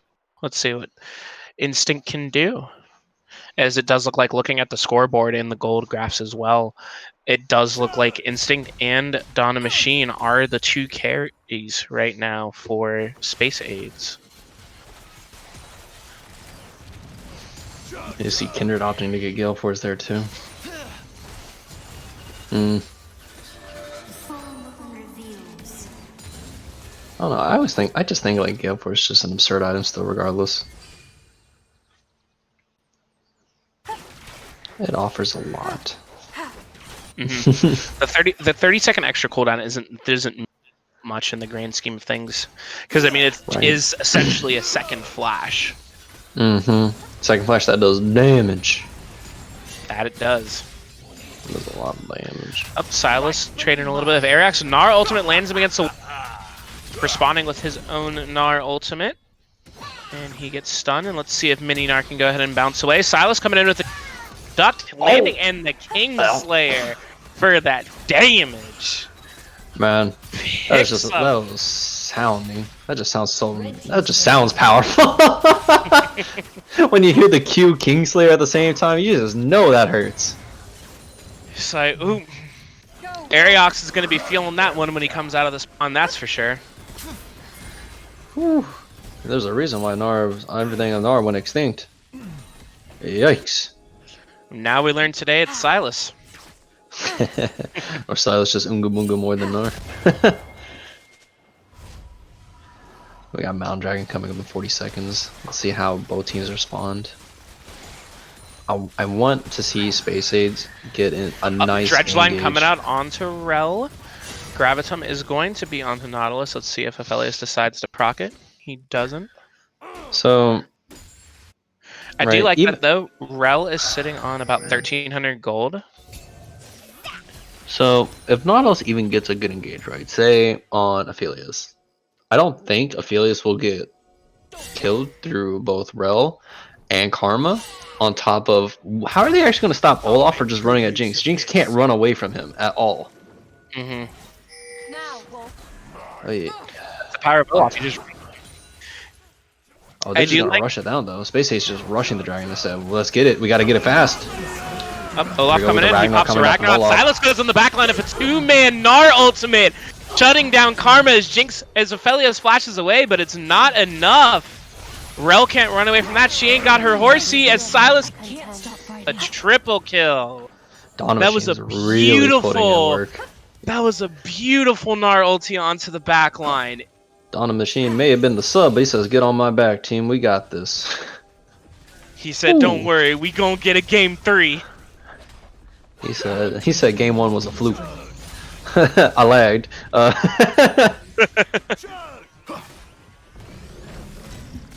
Ariak's not gonna opt to go in. They're really trying for the dragon, but I mean they do have 2 ADCs. Or my not dragon baron. Yeah, you're right. My bad. But they do have 2 ADCs and one with a Kraken Slayer. That's a lot of shred on the baron. Granted, they're not killing as fast as they want to, but hey, it's faster than the last time they tried. Up, Silas pops his own Ragnarok. He's trying to get out of there. R gets the shut down. He did see if they'll be able to get the Baron in God, I time. thought they actually stole it. Oh my god. If you notice too, Umbral doesn't have smite. The axe could have stole it. Oh man, I have to put Umbral in the coffin if the axe stole that one. they did lose Dawn Machine, and so he won't have the Baron buff, and that was a decent amount of gold going over to Ariox. But they were able to secure the Baron, and that hopefully should alleviate some pressure the Rapture Bunch were able to provide and apply earlier. And Jinx is still pretty ahead of Aphelios. Aphelios just now completing the run-ins as Jinx, his instinct has had it for a little bit now and is working towards what's assumed to be the Infinity Edge. Silas almost has his death cap as well, which is when things start getting real scary. Oh, that is terrifying. Remember we said that the noise of his, his chains and the Kingslayer hitting at the same time. Now it really leaves the everlasting impact. That's a solid thud. Get him with that thunk. The Auto Machine's also built in Oblivion Orb, trying to shut down some life gain coming from Olaf and Phelios. And they're just gonna walk it in with the Baron buff and take down the tier 2 turret in the bottom lane. Which makes sense. They're putting the Baron buffs on the opposite lane of Dawn Machine, who Dawn Machine is multiple people to answer right now anyway, so he doesn't even need the Baron buff. Right now he took Gnar's ultimate, which is Gnar! Exclamation point. Yeah. So he's got that on deck, ready to go. Extra form of CC and damage lined up. Gotta be careful when engaging upon that, because he'll just go dash in with his chains, hit him with the Upscund and Abduct. I mean, the moment he abducts Zigzagu is done, right? That's a lot, about half the team's damage gone, and then all they have to really focus on is overpowered fruit for the rest of it. Yeah, like those are the 2 primary targets for Spayc Ayds, is they need to make sure that Zigzagu can't play the game, and they need to make sure that Olaf doesn't have the easiest access to Instinct. So they now can't this is coming stop back to it though. Karma. Not having a mage. I feel like that might come back to bite him in the end. I just trying to be a funnel. Because if you're gonna do like a support mid, you have to make sure like you have 3 carries and not like a tank in the top lane, right? That tank has to jumps carry. in with the Mega Form. Much on it. Gonna go ahead and get the flash out of Instinct though. Valhalla having a little bit of a 1v1 of Zigzagu. Gonna drop the Showstopper, but it's not gonna be enough. Zigzagu's gonna get the solo kill. Look at all those chakras, man. Ragnarok coming down. He's going on to Instinct. Lamb's Respite comes down from Kindred. Let's see here. Olaf is unstoppable. Alex is going to slay Instinct as Zigzagu slays Stratos with Umbral in retreat. That is not what they want to see with the Mountain Drake coming up in 35 seconds. So they need Dawn Machine to be there. He has to answer Zigzagu. Because not, I feel he's just going to keep running away. That man had like, how many chakras stacked up ready to go punching on him? All of them. All of them. All of them. No number, but all. How many chakras did Aphelios have? Yes. Enough. Right. But they do have to send someone back to answer Dawn Machine though, because he is knocking on the top inhibitor right now.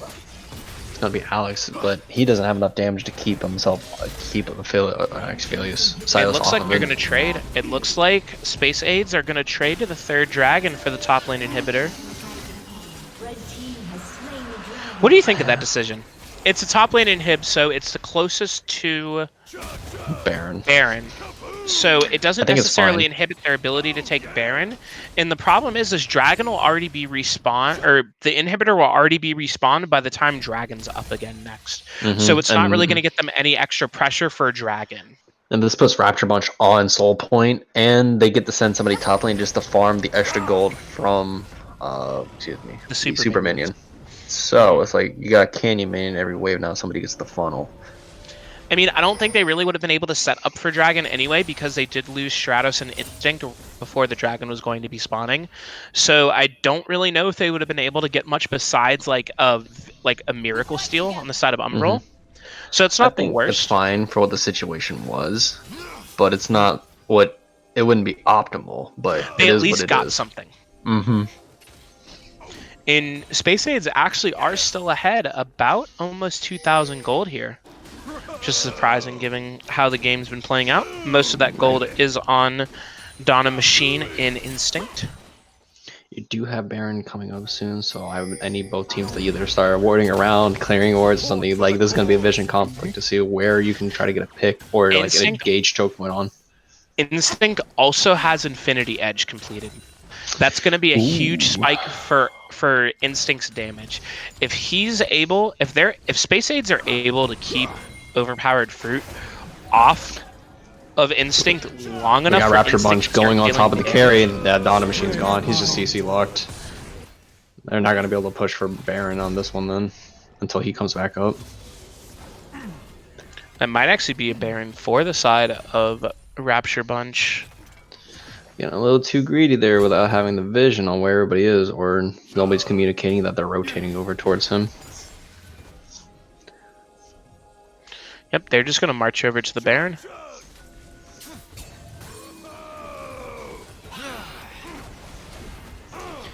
And Kindred only 30 minutes in only has 3 marks. Doesn't even have an attack range bonus yet, but hey, they're going for it. Magna Storm coming out from Rel. Showstopper coming in from Valhalla. Let what they can do with that.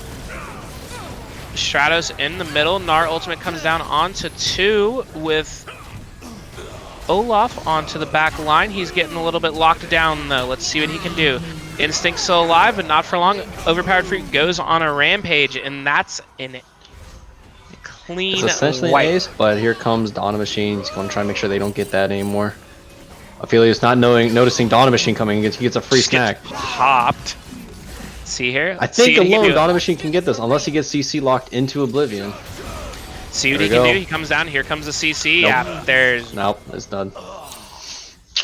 Not much you can do there. Maybe the minions, though. They might... Look at that. They might get a turret up on top. And you notice that they're all building up on the Nexus. Maybe they get one. But it should be a pretty much uncontested It will Baron, get one of the Nexus turrets. But Ariox is going to go ahead and call and deal with the rest of the minion wave. They're not actually taking this fast enough. The Spayc Ayds is coming back alive. They might be able to get there in time. Instinct almost has the ultimate up. He's firing it. Let's see Here what it it can get. It's up. Gets the kill on the Ceridon, but it won't get the Baron. That actually helped leash the Baron though. That's kind of a problem. If it was a couple of seconds later, I think they could have gotten the Baron with it actually. Mm-hmm. That did what, about like almost 1,000 damage? Right. Look at that. Umbral's able to get his 4th mark. He gets 25 attack range. Laughs in Sona. Or excuse me, 75. Guardian Angel also coming down for Olaf now. Man is going to go down quietly into the good night. That's going to be real. He was a problem before. How are we going to kill him now? Oh man, I still think this is really coming down to either Valhalla or Donna Machine sticking on top of Zigazagu. You just can't let the Aphelios run free and punching. Mm-hmm. Then on vice versa, it's just going to be like how much can Jinx play keep away from Olaf running at her, you know, a maximum overdrive with Ragnarok on. Yeah, exactly. The Executioner's calling will help with reducing a little bit of healing. Valhalla might be caught out here though. Mm-hmm. Montague misses. We got Soul Point coming up right now. Inhibitor respawn. Ariox is trying to clear off the minions. He does have teleport up. I don't know what he's waiting on. Probably teleport now. See here, Donna Machine is in the mid lane. Valhalla is in the bot lane as they pull out the dragon and begin to start it up. Ariox, you need to TP now. Ariox needs to TP. Donna Machine's coming in from the back. Let's see. Kindred's going to go over. He does not get the Lamb's Respite onto the dragon in time. Magnet Storm comes out from Rel, locking up Donna Machine, but Donna Machine responds with his own Magnet Storm as Valhalla's just chasing Zigzagu, but it's not enough. Dawn Machine though getting it done, but overall Not enough. they're not able to answer the Olaf there. I appreciate what Umbral tried to do. As you saw, he popped over the wall to try to ult the dragon and keep it in, but it was just barely too far out. Barely missed it. And But that's Mountain Soul for the Rapture Bunch. So in that fight too, you're talking about how what Dawn Machine was doing. Did you see what overpowered just what we said earlier? Ran through to Instinct. Yep, that's what his job is. He just runs at Instinct and just keeps Instinct from joining into the fight. That's all his job is at this point. And the TV from Ariox actually put him behind too, so he got on top of Instinct with overpowered fruit. And now the triple Mountain Soul. We got a bunch of extra resistances now, 18% added to everybody. So this is going to be rough on top of a little free shield. Granted, you know, it's not Ocean Soul strength, but hey, every little bit counts. I want to see Instinct get a Lord Dominic's Regard here. I think the extra damage based off of opponent's HP will really help with shredding the Rel and the. Right now he has as well as Whisper and Xyz, so he's gonna most likely go into Mortal Reminder. But you want to see 6-item Lord Doms? Mortal Reminder doesn't build out of Last Whisper. Only Lord Doms does. Man, I really don't know item pass anymore. Mortal Reminder was switched over to Executioner's Calling and a Zeal. Oh yeah. Yep, Nice. and it gives attack speed and crit now. That I did know. I built that on Tryndamere. Did you know it builds out of a Zeal if you build it on Tryndamere? Look, I just buy it. I just usually hard buy an item. It's a cheap item. Leave me alone, bro. Hey. Hey, finally got the turret on the bot side. Yay! So at this point, they were able to stick on the Zigzagu, but it wasn't enough. What do you think? What do you think of Spayc Ayds' plan to stay in this game and pull out a win from here? Because they could get Elder, and if they're able to win the Elder fight, they would still have a chance. You have. Elder Dragon gives you way too many stats. That's the all-important Big Daddy Dragon.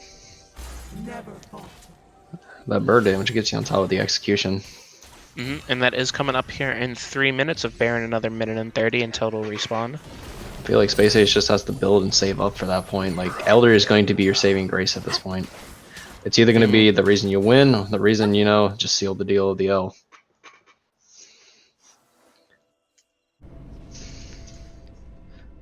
But I mean, kill and Goldie don't really terribly matter as much. Everybody is approaching either 5 or 6 items at this point. They at least have 3 done, at least. Yeah, everyone except for the supports have at least 3 of their core items done. Olaf over here leading with going into his last item, which, based off of the call fields in his area, I would be a Death Dance. It's gonna make it really hard for Instinct to really kill him. Instinct and Umbral. And Umbral has the Mortal Reminder, but no tank training. I went for a Storm Razor, opting for that. I don't know if I agree with that as much over, let's say, the Black Cleaver right now. That armor shot would help with Olaf just stacking much armor with Valhalla going in on Ariox, but Ceradon's here. Crash down. Showstopper into the rest of the enemy team, but Rel's still got a little bit of tankiness left in here, but Umbral is able to get it done. It's a nice little pick for them. See if they can translate into there. Felios might be caught out. Felios is over there with Olaf.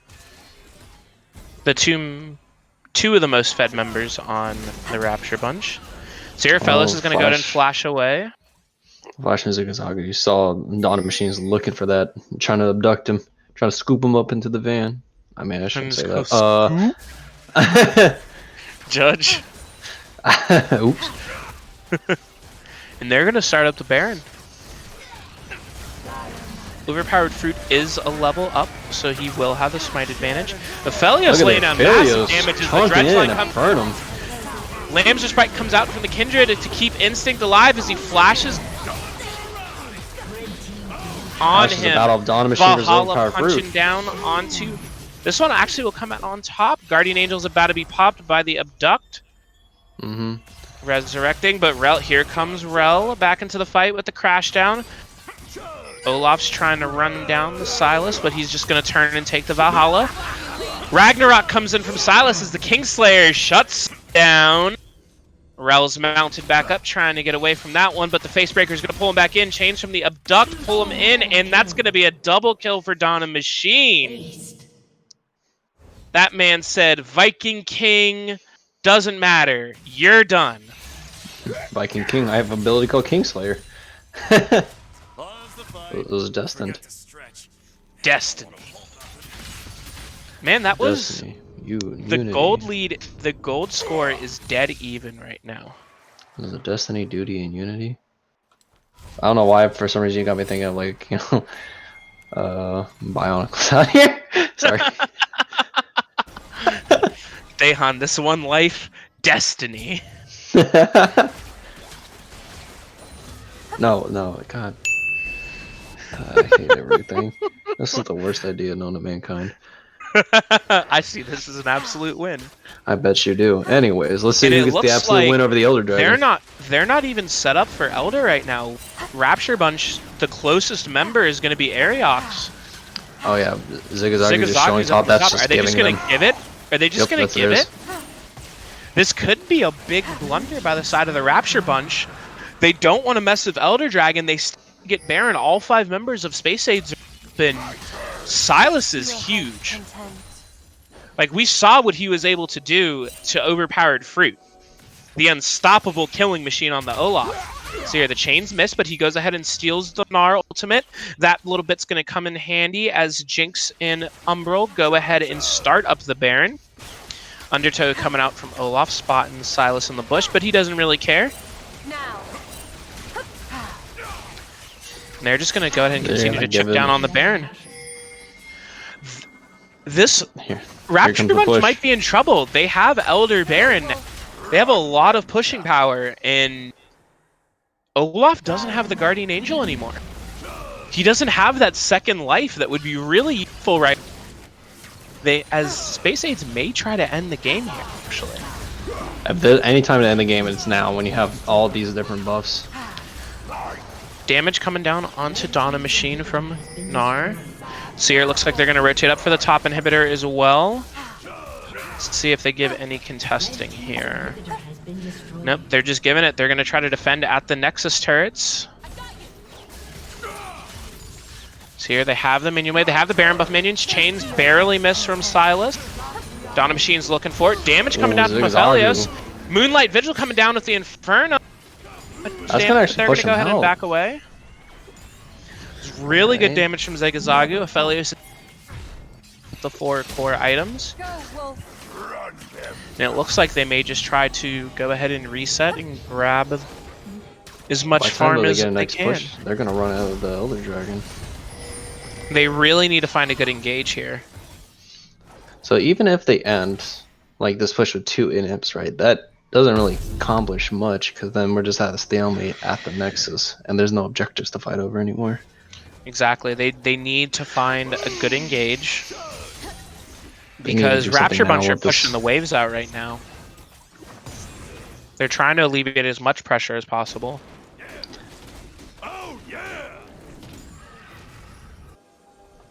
So here it looks like they're just going to march the minion wave down into the bottom lane to get the last inhibitor.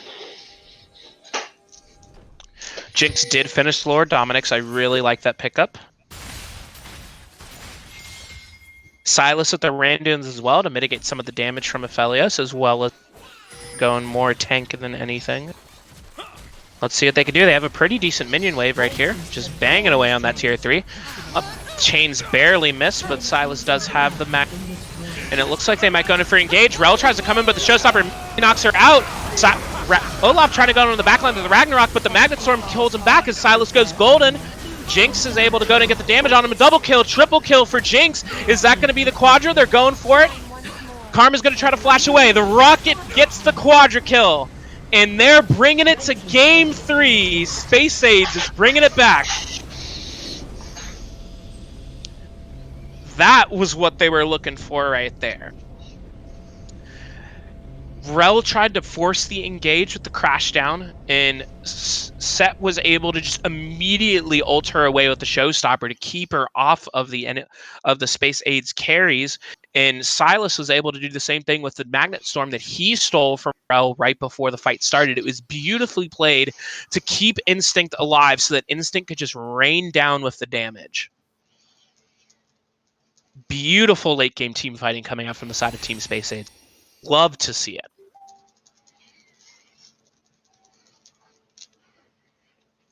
I'm really excited for this game 3. I'm really, really excited for it.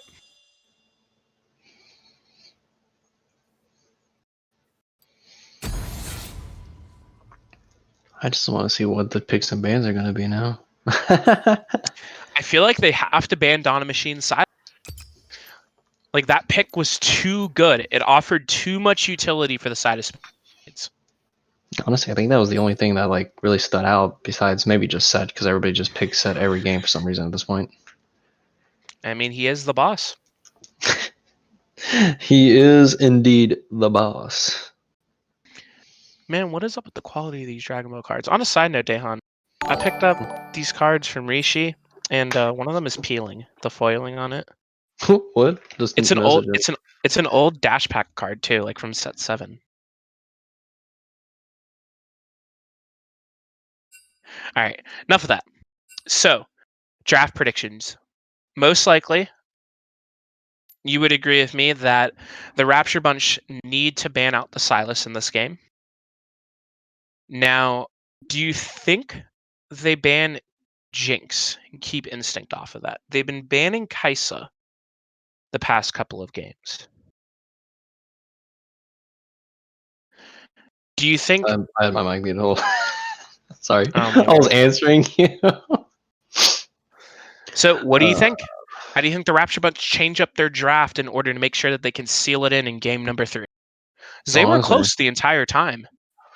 I just think you really just gotta get rid of that Silas from Dawn Machine. That's the only thing that really like, it kind of put it in their favor, was just Dawn Machine just running rampant with that Silas and having flexibility of different control ultimates. Mm-hmm.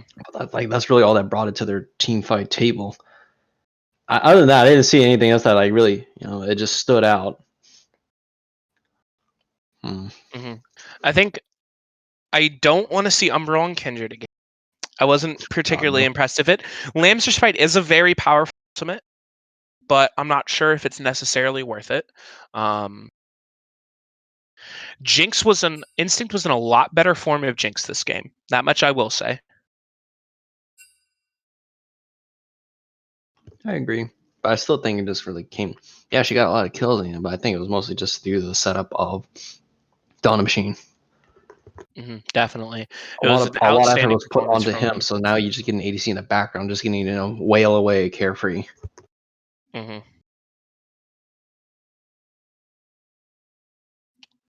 It was an Alright, outstanding Seraphine, performance for sure. Yun coming Seraphine out no from ban. Spayc We're Ayds. just gonna do the first 3 bans, the same ones. It's possible. I'd like to see Rapture Bunch ban out Silas in these first 3, but Camille's going to come down as the second ban.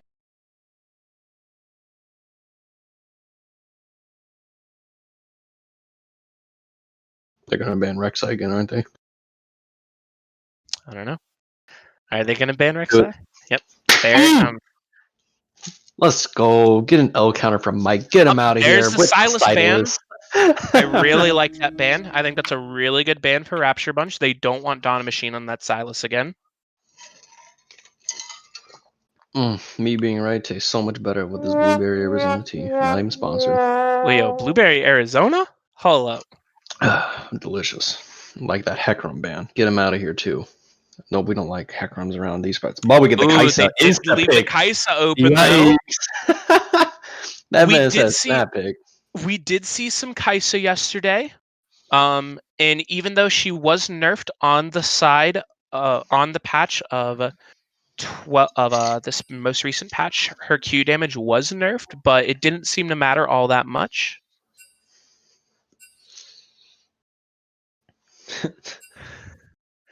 Mike, switch it back to the draft. Let's see it.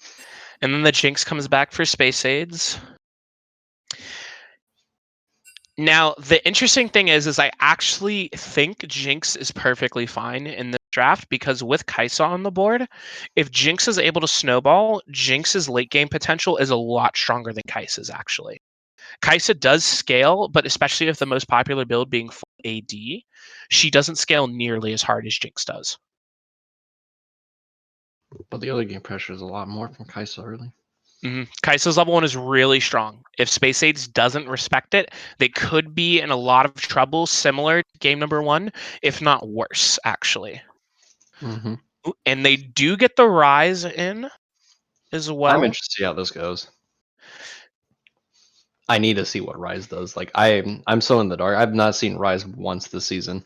Then again, I don't watch the LCS, so I don't know how he does.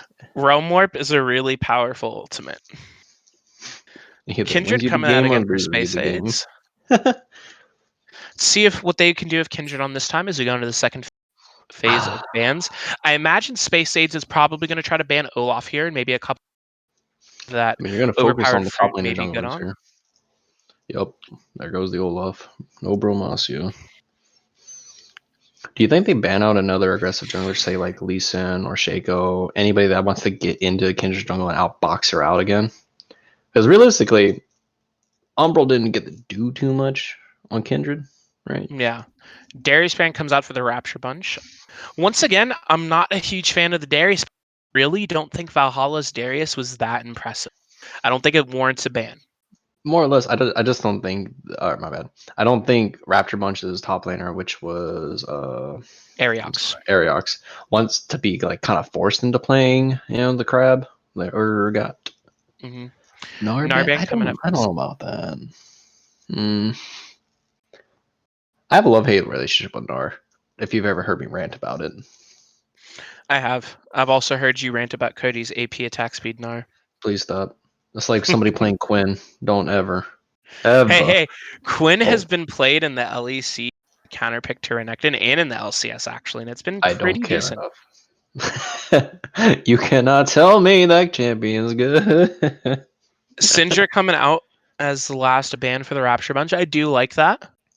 Yeah, get rid Banning of away Dawn some of the Machine's control aggressive mid mages. laner. Well, Donna Machine does have the ride.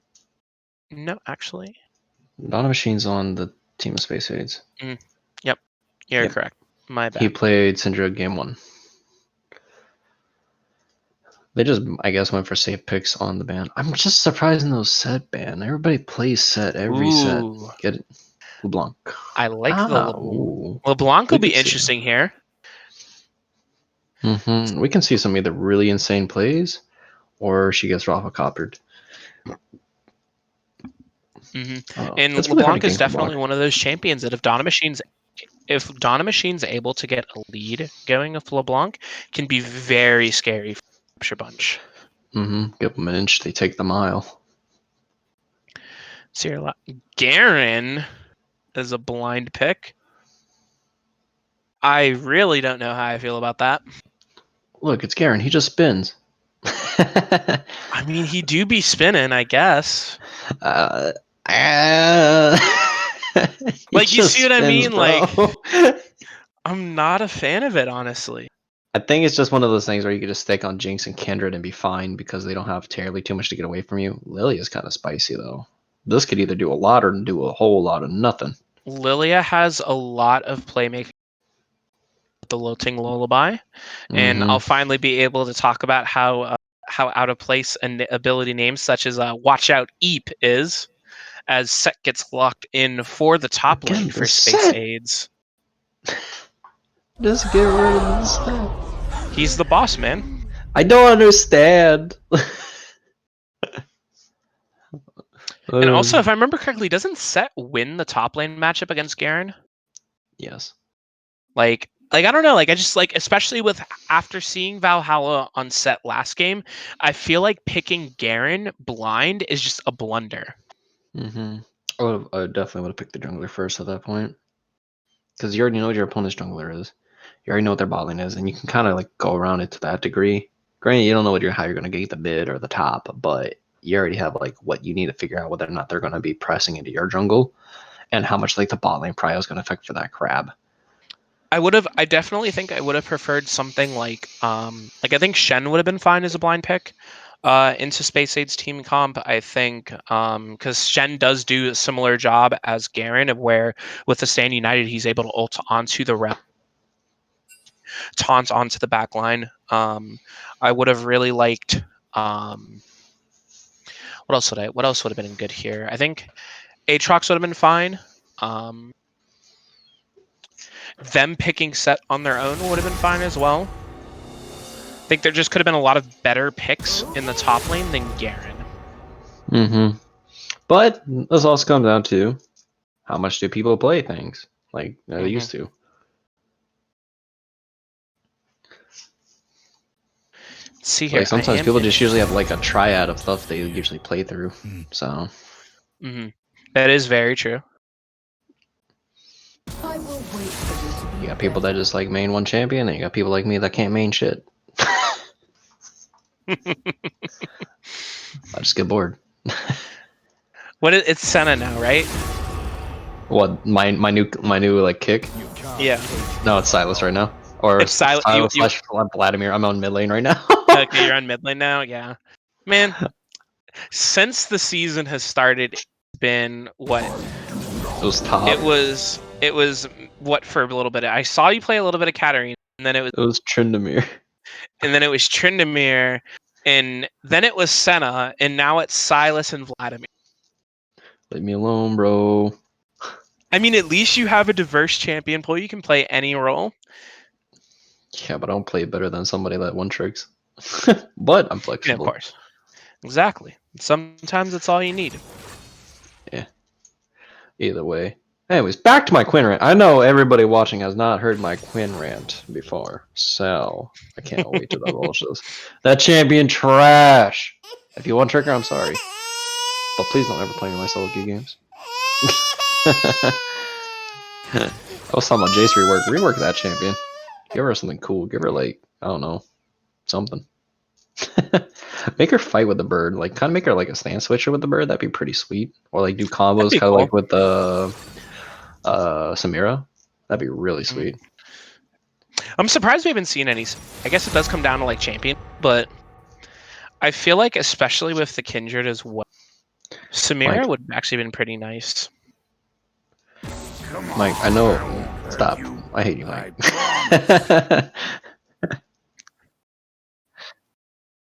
I know. I hate everything about this anymore. How many L's has it been? No, man. I know.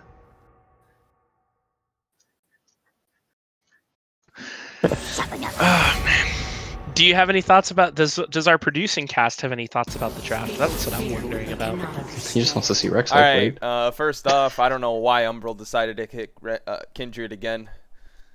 Like that just wasn't good. Don't play Kindred if you don't know how to play it. Also, I understand the. just call people out like that.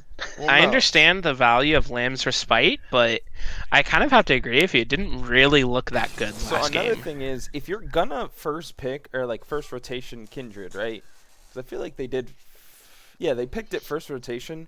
You have to understand that you can leave Rek'Sai up because that's a really hard matchup for Rek'Sai. Like, you have to be incredibly experienced as a Rek'Sai player to play that matchup well.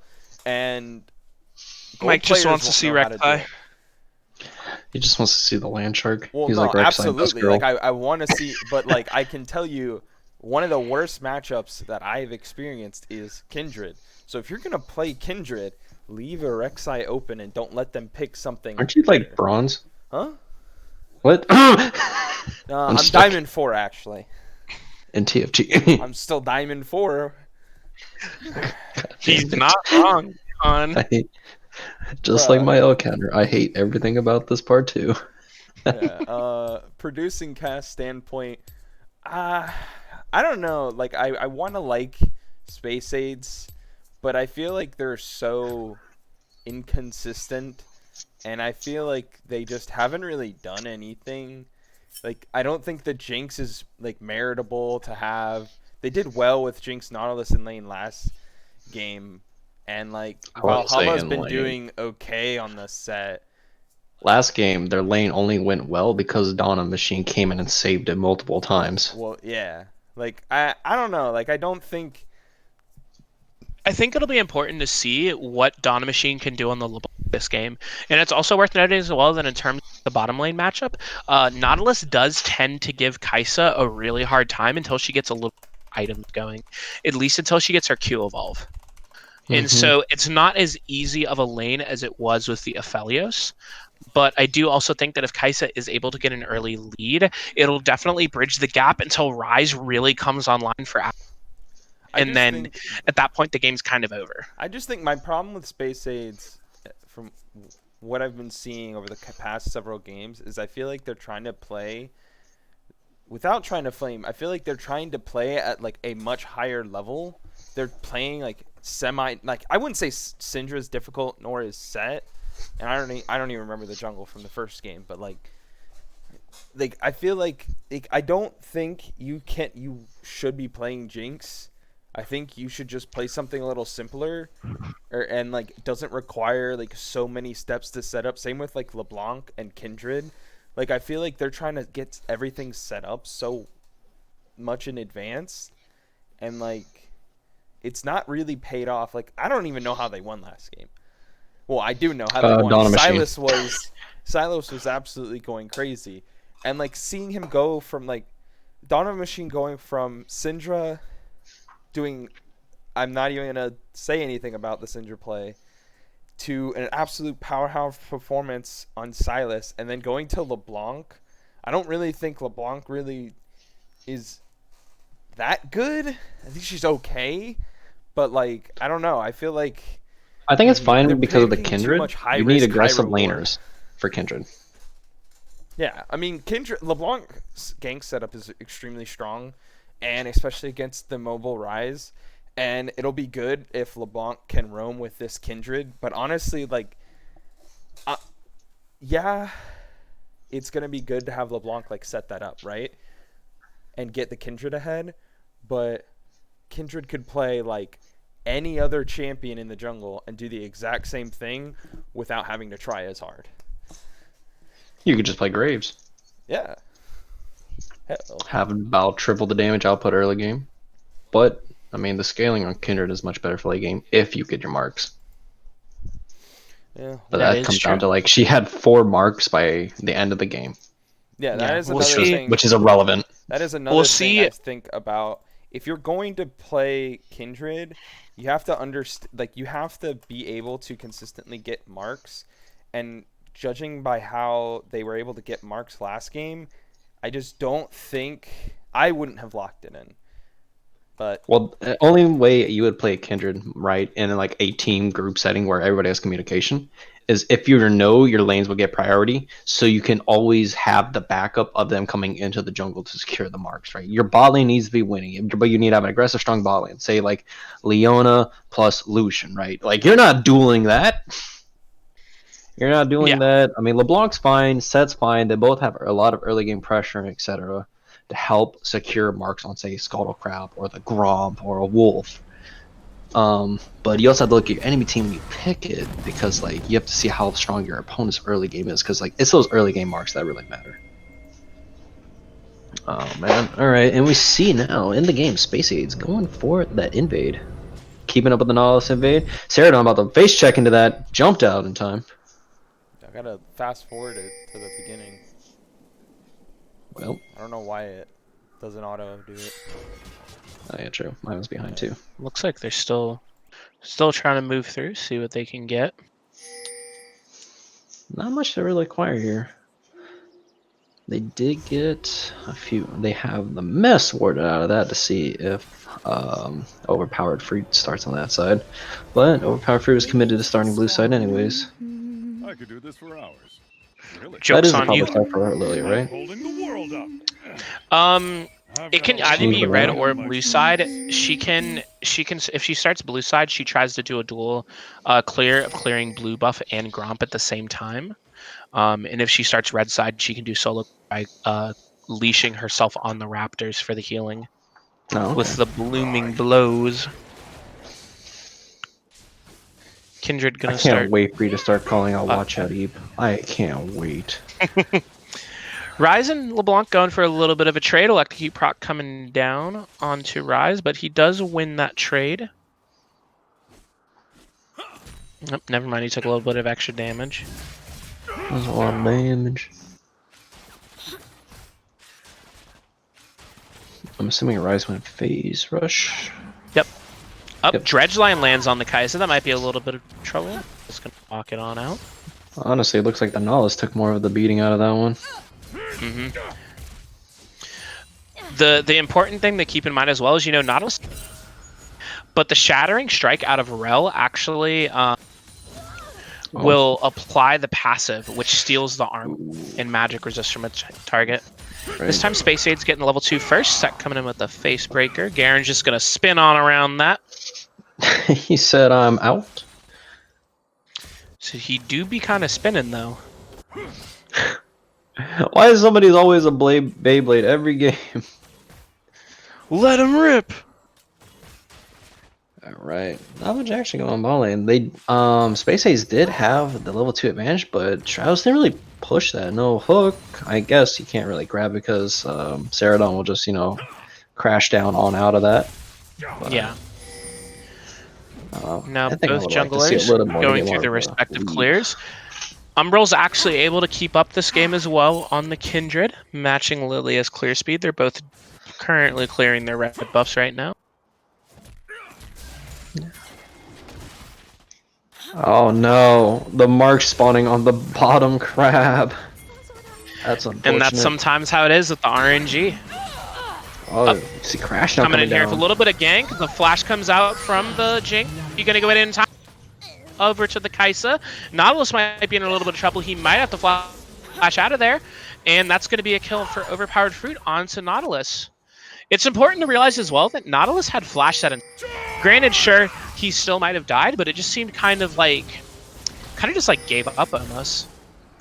Mm-hmm. Umbral looking for a potential counter gank onto top side to mirror the pressure. Up, LeBlanc going in, getting binded down by the Rune Prism. He's going to go ahead and get the chains onto Rise as well. Mid lane seems relatively even. Kaisa is definitely ahead at this point, and that's exactly the kind of start that Kaisa wants to see into the lane phase. Up, Distortion comes in, Clone comes out. The chains do not latch on long enough, as here comes Lilia with the Swirl Seed. Bloom and blows onto the Watch Out Eep for Alex to get the kill. And things really aren't looking that great for the Spayc Ayds as they start this game number 3. They're already down about 1.5 gold, or 1.5k gold. I was like, what is 1.5 gold? It's a lot of gold. So is it like 1 and some silver? Yeah, 1 and some silver. But how much what is the worth of silver to this gold ratio? Whatever. These are questions I need to answer to, Alex. Fine then, keep your secrets. Yeah. Lily over here, Keep your 100%, 100% KP as well. Really shown up a little bit down on farm, but she's definitely had a lot more impact on the map in comparison to Umbral.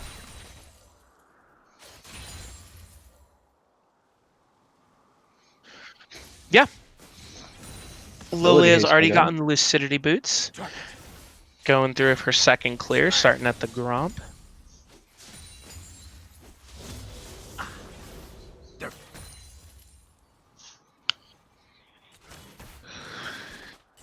I'm eager to see who's going to make the push for Dragon. Well, apparently it's Umbral, but Umbral's going to go ahead and try to... Looks like he's about to try to start it up. They do have Prio in this lane. In the bot lane, at least. that's the first time all set that they've had Prio. Look at that. Umbral actually capitalized on him. Or maybe he just might die to Dragon. Chase to your heart's content. Oh, he's getting kinda a low. little low. Nautilus is going to go ahead and tank up the rest of the Dragon, though, for him, as they get an early Ocean Drake. I'm kind of sad that the Rapture Bunch didn't really rotate on that. They knew that was there. They have rewarded that, and they're all Face in Breaker the area. coming down from set. Set does have level 6, but Garen's just going to walk it on off. Spin Judgment coming out as Garen decides to spin to win. Up, Facebreaker coming out from Set.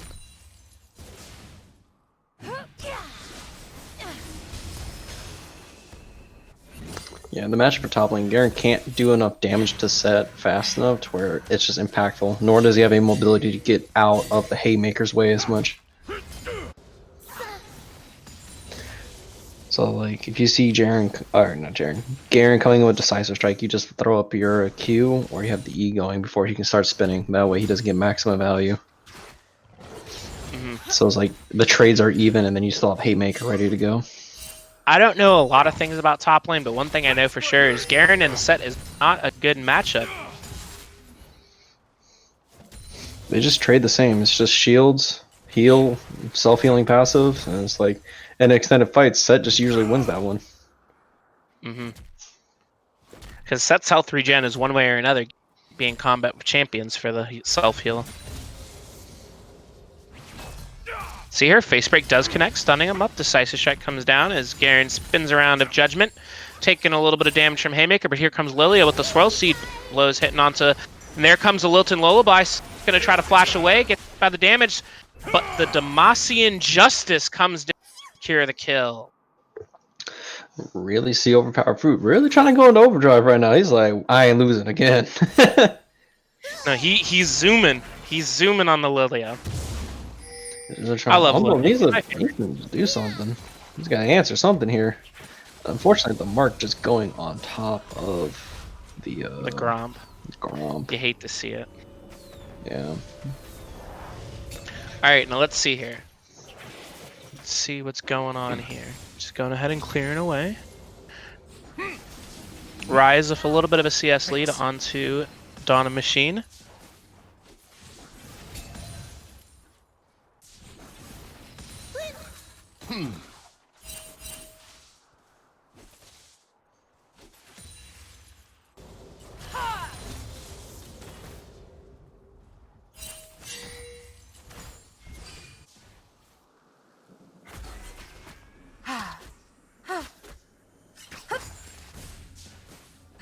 Alright, everything seems quiet on the Western Front. Both teams are just content with farming away for now. It's quiet on the West Front. Is that like a movie quote or something? It sounds like one. Yes. I don't know what movie that is. Man, but I don't know. We're kind of seeing the same problem last game. Umbral's just not able to get marks, right? Granted, it's only 10 minutes in, and he has one, which is better than the last one. But still, just what is the Kindred offering that like a Graves wouldn't do for you? Exactly. There is the scaling, but it's like even last game, like Kindred was able to get some marks, but The scale only matters if you get marks. yeah, exactly. Umbral wasn't really the reason why Spayc Ayds. Does look like they're going for a repaired play onto the top side. Doesn't really seem like it'll be contested. And Alex getting on him. Up, the Swirl Seed comes down, Lilting Lullaby comes down, but the Lamb's Respite will be dropped before Kindred goes to sleep. Showstopper from Valhalla, but Ariox picks up that kill nice and easy as Umbral's able to kill the deer, but Alex comes in to clean up the kill on a Dawn of Machine with a Rune Prism. And 2 for 1. And they did end up getting the Rift Herald at least. But at what cost, Kindred man? did secure the Herald.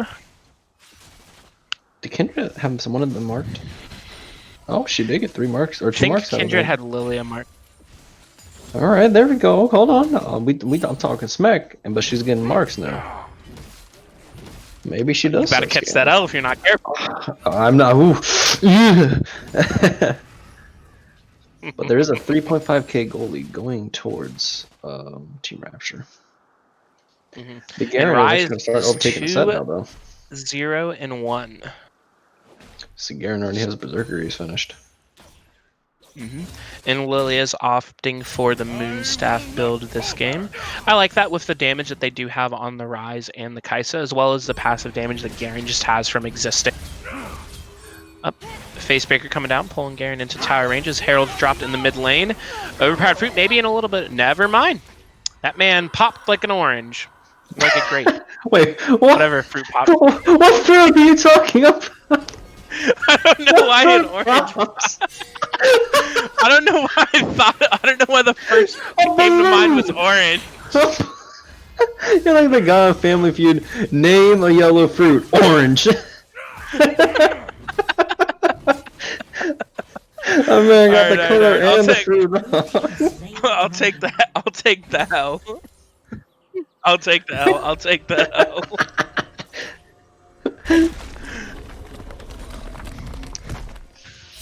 It's gonna be a Mountain Soul this game. Mountain Soul, man. Love it. I love all of this when it's not me.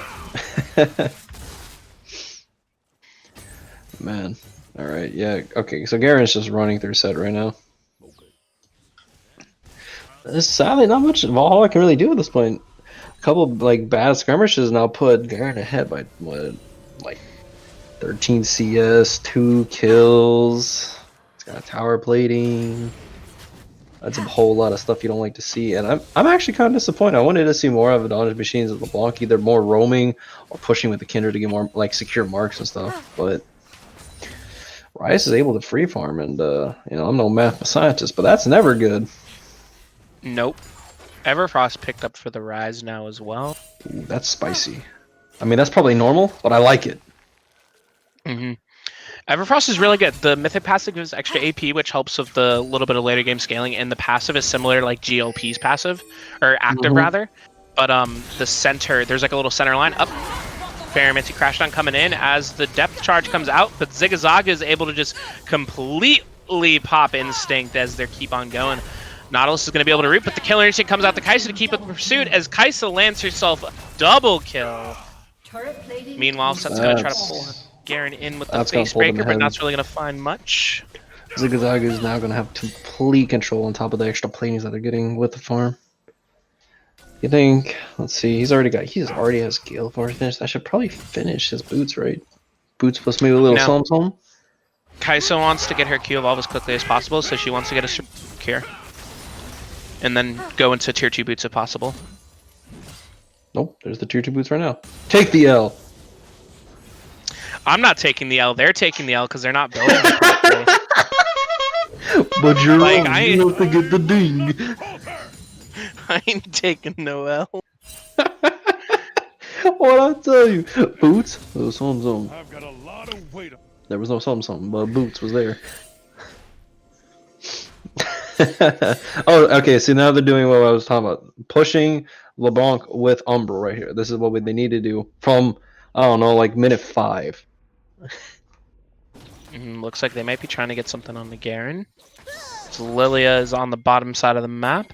Looks like they're going in right now. Set's going to come in, get silenced by the Decisive Strike. Garen flashes out of the face breaker, but LeBlanc comes through with the chain and the distortion. TP getting channeled out from Rise. Let's see if they can get him out. Kindred gets the shutdown onto Garen as a Rise, but they're already all out of there. Oh my god, you just sound like people at an auction. You're trying to sell a car, catch the lead She game. might be in trouble. Chain's coming down to root down Lilia. Let's see if she can get out of this one. She's got 2-man sleep. They're going to flash forward for the kill, and Lilia's going to get out of there with 1 HP. Using the Lilting Lullaby to help disengage.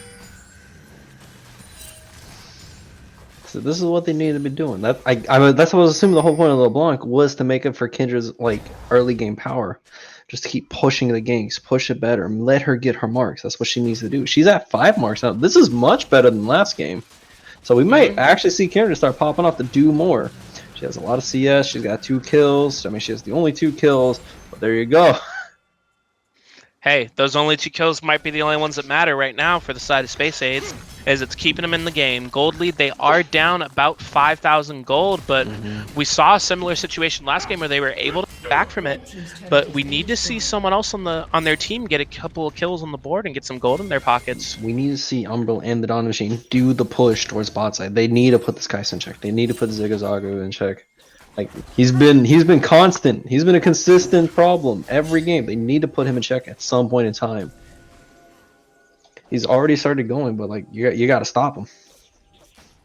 Got to put that man down. Overpowered Fruit might be caught out here. Distortion and Chains coming out from LeBlanc. Let's see if Kindred can go and keep on chasing. And Dawn and Machine's going to pick up his first kill of the game. Nice and easy as the Mountain Drake spawns in 20 seconds. Got baited by the control ward right there. It was too juicy.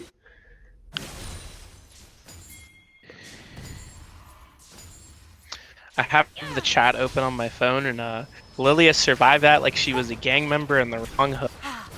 I agree. That fight before That's a in the little jungle. too real. That's gonna be a free dragon on tide of Spayc Ayds. Yep, they're getting those dragon souls stacked. Got a mountain dragon for a little bit of extra resistance as Ariox was trying to take the Rift Herald, but the roam from Dawn of Machine will stop that as Rise has to flash the dredge line as Kindred was getting some damage on the press the attack proc.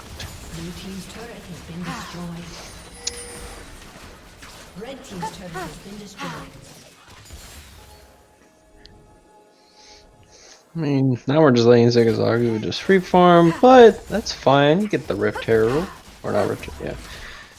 Get a little Shelly action in there. Next power spike for Kaisa is she wants to get to the collector as soon as possible. Once she's at the collector, there's not really too much on the side of Spayc Ayds that can really answer her. Nautilus Assault and everybody dogpile on. Hopefully, Dawn of Machine is the main one that's gonna try to answer Zigzagu. But if you answer him, what about Alex? What about the Rise? Exactly. Now they have the 1v5 mid lane carry. Rift Herald going down. They get the top lane turret. Garen might be a little bit of trouble. Gonna try to spin that off with the Judgment, but Showstopper comes out as a little bit of overkill as Dom goes ahead and picks up his second kill of the game. 2-2 and 2. Gold lead slowly shrinking. It's now down to about 4k gold.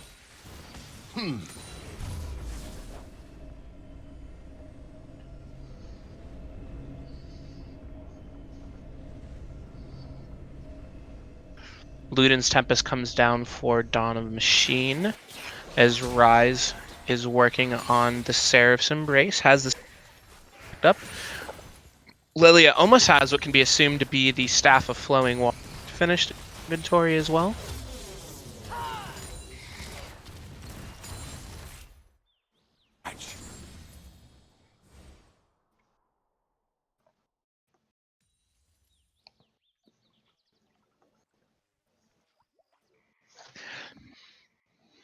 I really want to see what now that he's in a position where he's not so far behind that he completely the entire game. I mean, he's been doing good on making sure that they get the objectives, they get the Mountain Drake, and in the next 2 minutes, we'll see if he'll be able to get them onto Soul Point. Up a little bit of a tussle going down in the bottom lane as Garen's doing a decent amount of damage. Haymaker, but he's gonna have to keep running away. Flashes away from the decisive strike, but Garen flashes forward with the Demos justice. Giving him the justice. Man, dishing out the straight justice on Summer's Rift tonight. Fun thing with chat. Airface playing Dawn of Machine, just calling him Dom, right? But he's the sub. Yeah, he really do be the sub, actually. You played yourself. What? It's not an LME. This has nothing to do with it. They're just calling him Dom, but he's the sub. I'm a victim of circumstance. That you are, Dae Han. That you are. No, the rest of them are subs. He is the Dom. Fax machine. Looks like Spayc Ayds is starting to move over towards the Baron. They might just be trying to get vision set up in the river. Dom's over on the bottom half, separated from the rest of them, but... Has Rise finished his Seraph's Embrace yet? No, he has. Ooh, that's a lot of extra damage that they haven't seen before in this team fights. Like, Spayc Ayds probably will have a little more confidence with what they've been able to obtain, but you also realize haven't been fighting with a whole full-on fight with Rise and Kaisa, who has just been like free farming, getting levels, and just building up their power. So let's see how they go with a whole team fight. Usually somebody's been getting caught out one way, shape, or form. Up, Dom gets the chains onto Rise, but the Everfrost helps with the disengage. Depth charge coming out. Not really finding much as Garen goes in onto them. Huge sleep coming down from 100 as Zigzaga goes on a rampage. Rel coming in with a 3-man Magnet Storm as Kai'Sa follows up with the Killer Instinct. Alex goes on a killing spree. Kai'Sa gets a double kill. Is it going to be a triple? Yes, it is. As they go to pick up the Mountain Drake. That was a 1 for 5 ace on the side of the Rapture Bunch. So that's what I was kind of afraid of when I was saying I was going into it. You just saw Rise just, whew, that spell flux annihilated everybody with Overload. That did a lot of damage, and on top of Zigzagu just pretty much executing everybody with that collector. Yeah, Kai'Sa got to her power spike. There is no one in this game right now that can match Kai'Sa in a 1v1 on. If Kai'Sa has Killer Instinct up, there is absolutely no one that can match her right now. Right. Sir, have I introduced you to Trinamir? Trinamir is not in this game, Dae Han. I thought you just meant in the game in general, not this match. No, I mean in this match. Oh, man, I was like, I'm pretty sure I ran Kai'Sa's down. I just run him aggressively. He's just standing. He's just running there, menacing. Hashtag Olaf last game. Dead Man's Plate for the Garen as well, giving him a little bit of extra move speed. A lot of extra movement speed, actually.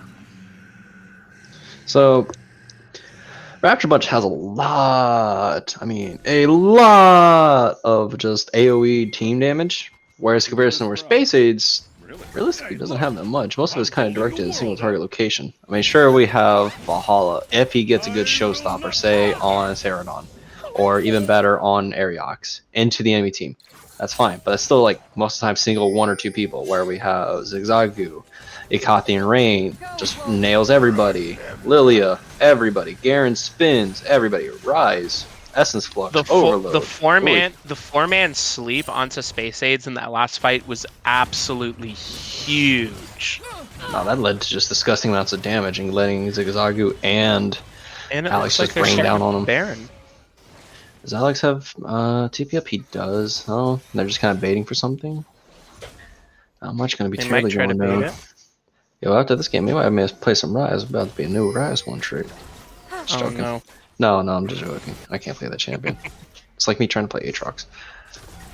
Tragic. I believe it's just in you. tragic. I believe in you, Dae Han. Yeah, when I play those champions, I write sins, not tragedies. Anyways, marking. Oh, Kindred actually has that upgrade on the buff. It's on 7 right now. See here, up. Rise might be in a little bit of trouble. Dom coming in from the front, getting out with the distortion, and Valhalla comes in from behind. I feel like he can slow him down as the chains. He goes golden. Let's see what he can do once he comes out of the stasis. Chains come down again as he flashes away. Everfrost now, but up. He is caught out as the entire team of Spayc Ayds collapse on that man. That's fine, but they got Baron. But they're gonna go ahead. Rapture Bunch is gonna go ahead and get the Baron in return. That was a lot of gold in the Kindred's pocket, but I do think that was a worthwhile trade for the side of the Rapture Bunch. Kindred may have got a lot of gold, but the team of Rapture got a lot of gold. It's a team game, Alex. God. It is a team game. Anyways, my Quinn rant, part 2. He's not on that Doinby Rise hack yet. He's got -1 minutes to get 400 CS.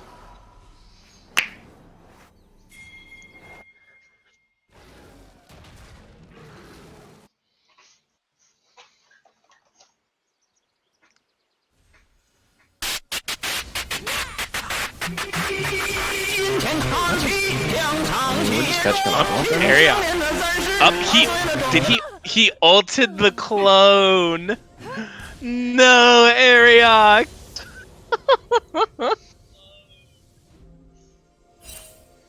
Oh no. That feels as bad as just hitting the wrong Shaco. He's just gonna keep distorting on away. Is the whole team chasing him down? Up, Rel's gonna get on him. Whiff, crash down, and the Magnet Storm. Oh no, he's gone. He's a goner. He did a lot. That was the ultimate from Rel though. That's a really important engage tool team fight does I come want to up say here it's in the kind of next few worth it. minutes. He wasted a lot of time from Rapture Bunch. They were just on a wild goose chase for like, what, 20, 30 seconds? Yeah, Well, that's exactly. precious Baron time. Mocked by the void. And they did get Rapture the Bunch is flash probably out. going to get left turret now. They did get the flash out from Ariox as well in exchange.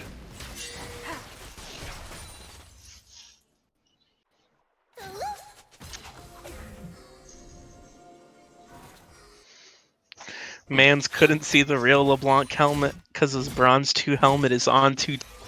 Dae Han knows about that, right? Where's your helmet brothers at, Dae Han? I see no Teemo in this game. For my helmet brothers.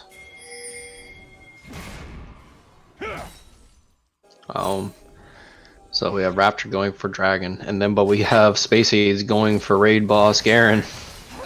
And their Garen's They're not gone, even gonna so they catch just him. give it Dragon. Not really sure how I feel about that because that does put Rapture Bunch on Soul Point.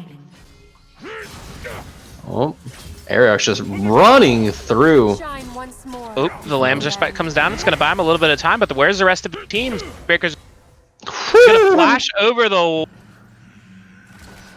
Ah, man, you know Ariox is fuming after that one. The one who got away.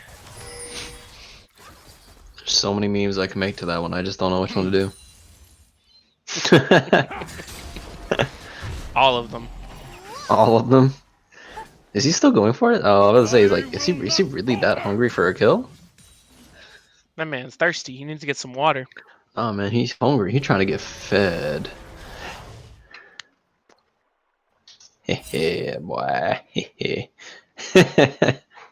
Let's see here. Runan's coming out for the Kaisen now as the Baron buff falls off. Zonya's on the Lilia. A couple of third core item completion coming out for the side of the Rapture Bunch. Rapture Bunch also holding an 8k gold lead though. Ooh. Yeah.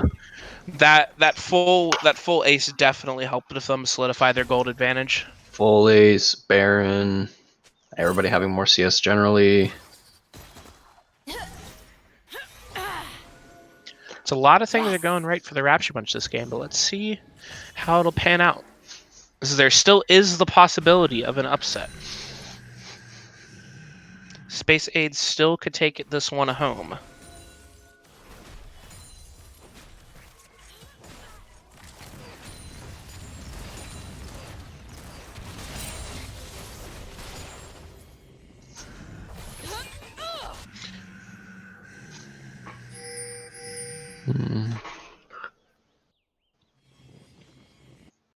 I'm just trying to see who's trying to find the pick here. Yes. What are we waiting on right now? Like, if anything, now is the time to kind of go in. You know where Alex is. But you also know where Valhalla is. So the Rise and the set are separate. Just a bunch of people farming. Come on, guys. If I want to play Farming Simulator, I'll just play on my phone.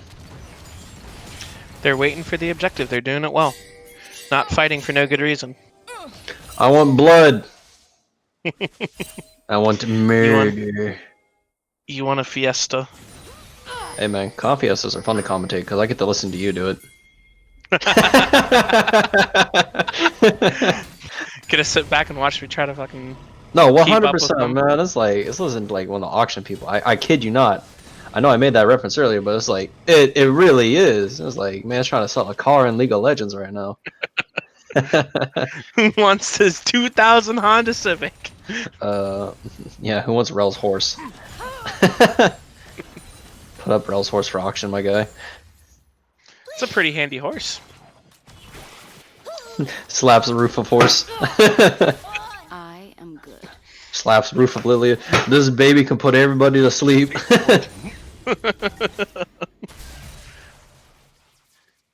What happens when you slap the roof of Garen? Just Demacia happens, or Yeah. Thing holds so Just- many Demasias. if you pull the cord on Garen, he just starts spinning. He's an actual Beyblade.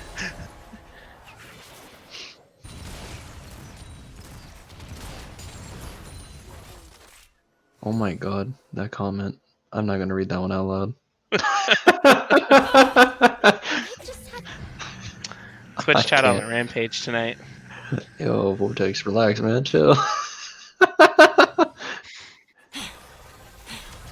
Hey, If it's a Infinity Edge is commentating. also Jeez. Infinity Edge is also completed for Umbral, so he does dish out a quite amount of damage. See here, Ariox is gonna just try to run away. He just tried. Alright, That man's just a boulder. now.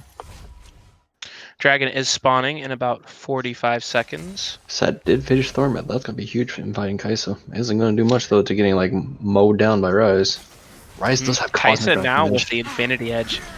Kaisa's game state is so accelerated at this point. If you look at the comparison, Kaisa is 4,000 gold up on Jinx in 2 completed items. Jinx hasn't even That's finished her painful. Infinity Edge yet. This is really not the position you want to be in when you're looking at the Soul. Almost a 10,000 gold lead on the Hold side on. of the Rapture Bunch. Dragon's about to spawn. Why is Umbral and Machine at the top lane, guys? Are we giving them soul for free? What's happening? I've got a lot of weight on my shoulders. Where's my Looks Clown like- Fiesta? They might for go just for the giving Baron, it. maybe? That's not worth it. That is not a worth trade. Because you have to get the No, Baron. they're not. Like now. You have to What start are it what now. are they doing? Umbral's just recalling? I am not a fan. I do not love giving up soul. They're even getting this slow as molasses. Blue team has slain the dragon. That's so confusing. Like, I understand that you're most likely going to lose the straight B5, but they definitely could have just immediately started up the Baron. Could have traded And for now- it hard. And now Rapture Bunch are just going to go straight for it. They have no problem with it. They'll shred it down with Kaisa easily enough as they clear out the vision. I think Ariox needs to be more in the immediate area to get that. Like, just make sure. Oh, they're not going for it. I guess they're in no rush technically, since now they have a infinite dragon buffs. Yeah, and they're in the driver's seat. They have 3 Mountain Drakes and the Soul. Kaisa is extremely accelerated. Ryze is still scared. He just has the Cosmic Drive, and now he's a full completed item ahead of Dom here. He's definitely not looking as dominant as he was the last game. No, he's definitely a sub this game. Unfortunate. Justice Oh my is Lord. precisely what it means too. Justice needs to come some quicker. That's like we got JSO out here. Oh my lord. Oh my lord, Dae Han. What? I hate that I know what you're talking about, and it's true. Ariox does not even care about Valhalla. It's just gonna let me punch you. No, he's just gonna go for it, and look, Showstopper Just comes doesn't out. care. Man, just Facebreaker comes out now, gonna go and flash away from the... And with 3 people rotating on Ariox, that's a free Baron. We're just giving a free objectives. Dom's We're in gonna that come into business? Distortion, let's see what he can do. He's gonna have to go back to his Distortion. Magnastorm comes out from Rel. It's not looking good. It looks like they're getting... Honestly, it looks like Spayc Ayds are just getting straight out macroed here. Getting out macroed and they're just getting out. They're just getting outmanned right now. Like they're just losing to raw brute force. They don't even need to use tactics at this point. I've got a lot of weight on my shoulders. Yeah, they're just gonna siege the mid-tier 3 turret. Jinx's rockets are helping keeping it clear, but they need to find an engage.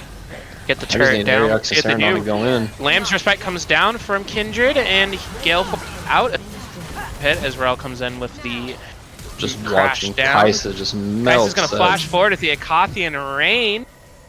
And I think that might be the end of the game here. Game. That's 2 down. Dawn's They have coming back up right now.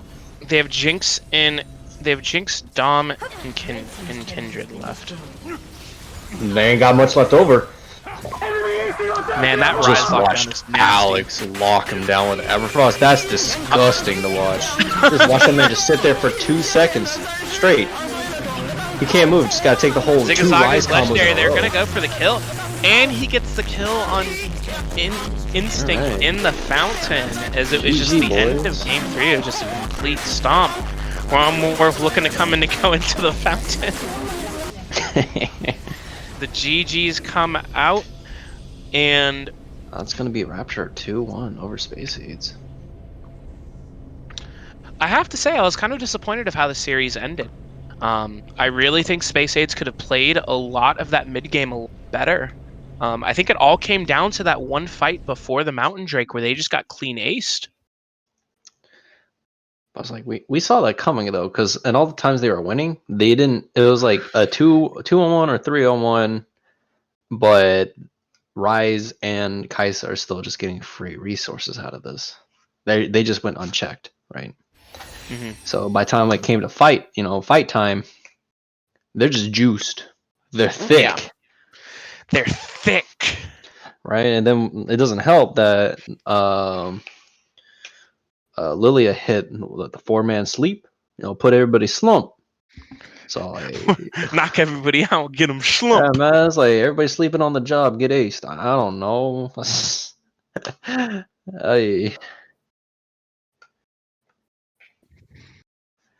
It was definitely a really good game from the side of Rapture Bunch, though. All right. I wonder how that changes the brackets. Is it going to be spicy? I actually don't know how this whole bracket thing works. Is it like 3 points per win?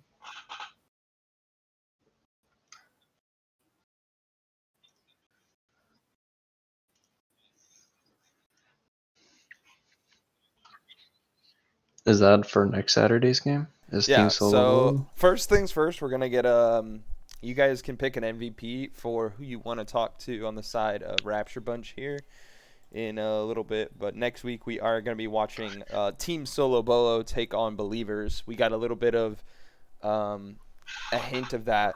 The Believers last night we got to see their game 3. Yeah, we did see them against the 6 Donkeys. It was pretty good gameplay, but let's see how they do against the undefeated team in the league right now. And I can tell you, I Damn. know all the players on Team Solo Bolo, so I'm very excited to see that game. Dae Han, who do you want to get in as MVP? Who do you think performed the best over the 3 games? Yeah, it was just be their ADC, right? Like he was just consistent throughout. I mean, you could just put the whole bot lane in. They were just always in charge for every game. That is true. What do you think? You think we could get both Zigzagu and Saradon in here? Yeah, if you guys are in here, Zigzagu and whoever the other name is. Sarandon. Yeah, we want you guys in for a quick interview. All right, I'll leave this mostly to you, Alex, since I am no longer ADC main, since I have now swapped to mid main. You were never a main of anything to begin with, bro. Come on now. I'm a jack of all trades, master of none. That is true. Look, when ADCs are good, I'll be an ADC main. God, I'm a meta sheep. Meta slave. Meh. I kind of want to do that Rise now, though. That shit was disgusting watching that. You hit them with the Arcane Flux, they're rooted. By the time that's about up, you can hit them with the E, Everfrost Q, and then you can, by that time, then you do another EQ combo. You make them sit there for 3 combos. And they're just like, man, I really wish I banned Rise this game. I really wish I could do anything except die. Also, too, they changed the build path of Everfrost as well. They made it now. It builds out of Lost Chapter, Blasting Wand, and a Kindle Gem, and now it gives a little bit of extra HP. And they increased damage and decreased the cast time of the active. That's actually absurd. What? Yeah, and so now instead of being similar to Luden's, it now only costs 450 gold once you have all the components. Thing 1, thing 2. Yay! All right, how are y'all feeling after that win against the Spayc Ayds? Pretty good, Sad outcome on Thursday. We had our first loss of the season, but good to get back on track. Yeah, pretty stressful. It's always good. I really liked the throughout the entire series. I was surprised they didn't ban it or pick it away during any of the games. Yeah, us too, to be honest. We kind of just kept picking it, and they kept not banning it. So it seemed like a good strategy. Like, it seemed so strong throughout all. Alex, you might Rel. No. When you guys are on Aphelios and Rel, and you guys got the level 2 first, they didn't respect it, and the next thing you know, you just went in with the crash down, and just completely just blew both of their flashes and just ended the lane right there. I like to give full credit to my ADC there. He was behind a lot of the more aggressive calls. Yeah, I think it was a good pick, but I think the set pick was also very strong and that it could very much take me out of it. You saw that a lot during game 2. Yeah, set definitely is like a pretty decent like counter to Rella in terms of like the engage, because he kind of can do the same thing of just like jump on the AD the face baker. But I mean, even then it was like game 1, it's like set seemed useless because it's like no flash, can't do anything. He couldn't even go back and try to trade the flash to get the flash out of Zigazagu. Couldn't even get your flash out of that in the exchange in game 1, and it just seemed like throughout all 3 games you guys just had total lane dominance. Yeah, I think that's what we feel too. Just got to work a little more on the macro plays, rotate a little better, more communication. I think we're set for the rest of the season. Yeah, you Of guys course. always have lane pressure. So Yeah. like Dragons should have been. That was my only like gripe, is like y'all could have got Dragon so much earlier, since you guys always had bot lane prio. Yeah. And I mean, that's stuff that you guys can improve on as the series goes. But I mean, all in all, really stand up performance from both of y'all. Mm-hmm. Thank you. Throughout. Yeah, and I really enjoyed the Kaisa gameplay in the last game. It was really fun to watch one of my favorite champions being Gator and popping off nonetheless. Simp. I was a little tilted at the build path, but at the end of the day, if it works, it Just works. mad because right. You gotta go full one shot. That's okay. The Kaisa was better than the Rek'Sai anyway, because nobody cares about Rek'Sai, right? Right, Mike? Yeah. His Rek'Sai's garbage too. Mm-hmm. Ooh, Yeah. Mm-hmm. It's not even like 1 NA. It's only like 20 or some shit like that. Brendan, Oh, sorry.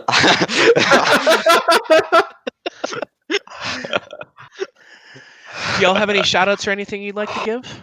I'd like to give a shout out to our top laner for playing Garen, because that was not the intended pick. We kind of just didn't pick, and it happened. Really? Yeah, I was so confused about the Garen. I'm so sorry, and I'm gonna say this, and this is a little bad, but that was first time Garen. Oof. Yeah, that sounds about right. What For you gonna Garen. do? OPGP for a big guide or something, or a build path? He's never played Garen before. I mean, Yeah. you just gotta smack him with the Q. Like, it's not that Yeah, hard. you just Q E and then they get low and you are and Profit. I have one more shout out actually. My mid laner just texted me. He'd like to shout out the Riot for Everfrost buffs on Rise. He said that was pretty fun. Yeah, I was not having fun watching that. Yeah, we were talking about him right before you guys hopped on. Like the buffs to Everfrost are really insane for champions like Rise, and I'm excited for it because I always liked Everfrost as an item. Ooh, I'm gonna put that on Kassadin. Nobody cares about Morgana Jungle. Mike, nobody cares about Rek'Sai either. Just stay in your producer bubble. Oh yeah, one more thing. My name is Zigazagu. Zigazagu? Yeah. Okay, my apologies for the mispronunciation. You're good. I blame Alex. Yeah, I'll take the L on that one. Yo, get him a ding! I think we gotta go play Clash now. Ooh, yeah. Yeah, well, good luck, guys. thank you guys for the time. Thanks Good for luck in inviting your us. class tonight, and appreciate the games. It was wonderful to watch. It was great to play. Thank you for having us. Yeah, no problem. Thanks. And I believe if we don't have any more announcements, that'll be it for our week 4 feature match. That was week 4? Mhm. Are we done with week 4? We the only really announcement I have is next week that'll be the last week of this exact style of games. As all you captains and players know, once we go to week 6, we're actually going to be switching this into more of a group stages that you see at like the world's level, and it's going to be best of ones. So we're going to get a bunch of games in a group every weekend, and there's going to be like, I think it was 3 games, 3 different series per weekend. I have to revisit how Kelly and I scheduled that, but yeah, look forward to a lot of action. But next week we definitely do have 2 powerhouse teams taking each other on. We do have Team Solo Bolo, the team that has not dropped a single game, 4-0, 8-0 in maps or whatever, however you want to put it, take on the Believers. So You know, I'm gonna be really disappointed if First Blood isn't a solo kill on the side of Team Solo Bolo in that series. well, look. I know they're top laner, and it's gonna be super coin flip in the top lane. So either he's gonna solo in, or it's gonna be a 1v9 Doin B 420 Rise hack. So, Dude, I didn't know you were their top laner, man. What the hell? Why didn't you tell me this? oh, What? see, He doesn't know how to play top lane. holy shit, dude. This is why I stay in the producer bubble.